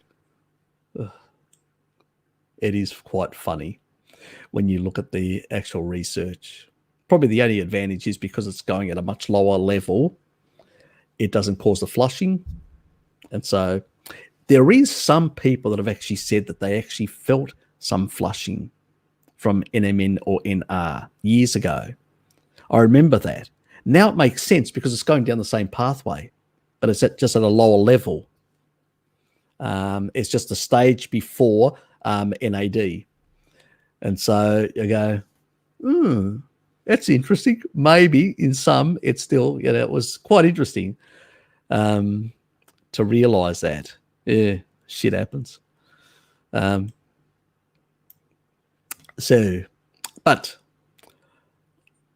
that's really interesting. So, but the thing is, now it explains why. Niacin, on the other hand, does two things. It actually lowers CD38 slightly, not bringing it back to youthful levels, but at the same time, NMN doesn't do that. So even it's going through the same pathway, it's not doing that, even though the CD goes through the other salvage pathway, which is the PUPs and the sirtuins go through that as well. So it's really, I'm still, because you're still getting the degrading effect. So it's going through the same pathway and it's more expensive. It's going to be degraded more. But there's another component to it, which I've actually sent somebody who's got a lot of, issues and basically needs sort of some support in terms of senescent cells. And CD38, as senescent cells increase, they increase CD38. So that's where it's coming from. I think I explained that last time a bit. So we need a multi-pronged approach to basically supporting those longevity pathways. So it's going to be, it's the video that I was going to make is not the video that I'm going to make. I've completely rethought the video. So initially I thought I was going to make it in a certain way, and I was going to bag these things in an incorrect way. And then when I found this other research, I realized, okay, they're using a different pathway. Okay. It's mechanistically been shown. Okay. So but it's still not having an effect on that component. Okay. So we need another element to throw in there to sort of sort that out so it doesn't, so you can still get some benefit. Yeah. So I'm just trying to rearrange the way it's actually going to come across. So yeah, but that's the stuff, and I'll come back to that as my last comment. In terms of brain trauma, injury, and stuff like that, taurine has been proven that high doses of taurine, when somebody's athletically had a brain injury or whatever, I haven't done the video. So if you've got stroke, any sort of brain injury or whatever, taurine is your best bet. But if you're on low blood medication, you need to temp yourself up. Try and get up to 6 milligrams. I only do 3, but when you've got a brain injury, you should go up to 6, but you go 1, 2, like every week, 3, 4, 5 go up.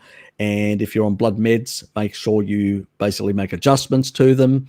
And if you're not on blood meds, you just have to basically allow your body to sort of transition, so you can actually, don't go heavy, because you can basically push your blood pressure too low, and I don't want you passing out. Okay. And the other thing is, it's not a good thing to lower your blood pressure really rapidly anyway. It's not so you want to do it step by step and all that, and you will get benefits. It also will break down beta amyloid plaque as a bonus for you. So it does a lot of things. And so for dementia and Alzheimer's, really important as you're getting old to get taurine into your diet to keep the beta amyloid, from accumulating and all that, because it's the body's ability to detox and remove that sort of stuff is the problem. So if you've got any people that have got issues with their, like Alzheimer's and stuff like that, 2 things I would recommend would be, either one way of actually increasing glutathione, or getting themselves a glutathione supplement. If you can't get a good one, get a good alpha lipoic acid, because it actually recycles glutathione, vitamin A, coenzyme Q10, vitamin C, vitamin E. It's a master recycler. So it actually then allows all the other ones to go and do their job, which is the good thing. So that's pretty much it, covering all those different points. But yeah, taurine is going to be your most important. Some of the others are eggs, because they've got a lot of phospholipids, choline. So acetylcholine, very important for the brain. All the phospholipids. Now, one of the most dense foods in terms of phospholipids is eggs, egg yolks in particular. So if you've got a brain injury, get those fucking egg yolks in there. You need the cholesterol, you need the phospholipids. That's what all the membranes are made of. You need that shit in there for the healing. So basically combine a shitload of eggs and taurine, and you'll be fine, Andrew. So take care, guys. Yep. Take the plunge. Oh, yes. Another upcoming video, folks. Yes, this afternoon, Blinky, you will take the plunge, won't you, with me? Ah, yes, you definitely will. Blinky will always take the plunge with me. No, yeah, I don't know why I said that. It sounds it sounds very disturbing. Someone's going to clip that. I'm pretty sure. Oh, I bet they will. I bet they will. Go for it. Have your fun, you trolls. Anyway, see you guys. Bye, everyone. We're out of here. Bye.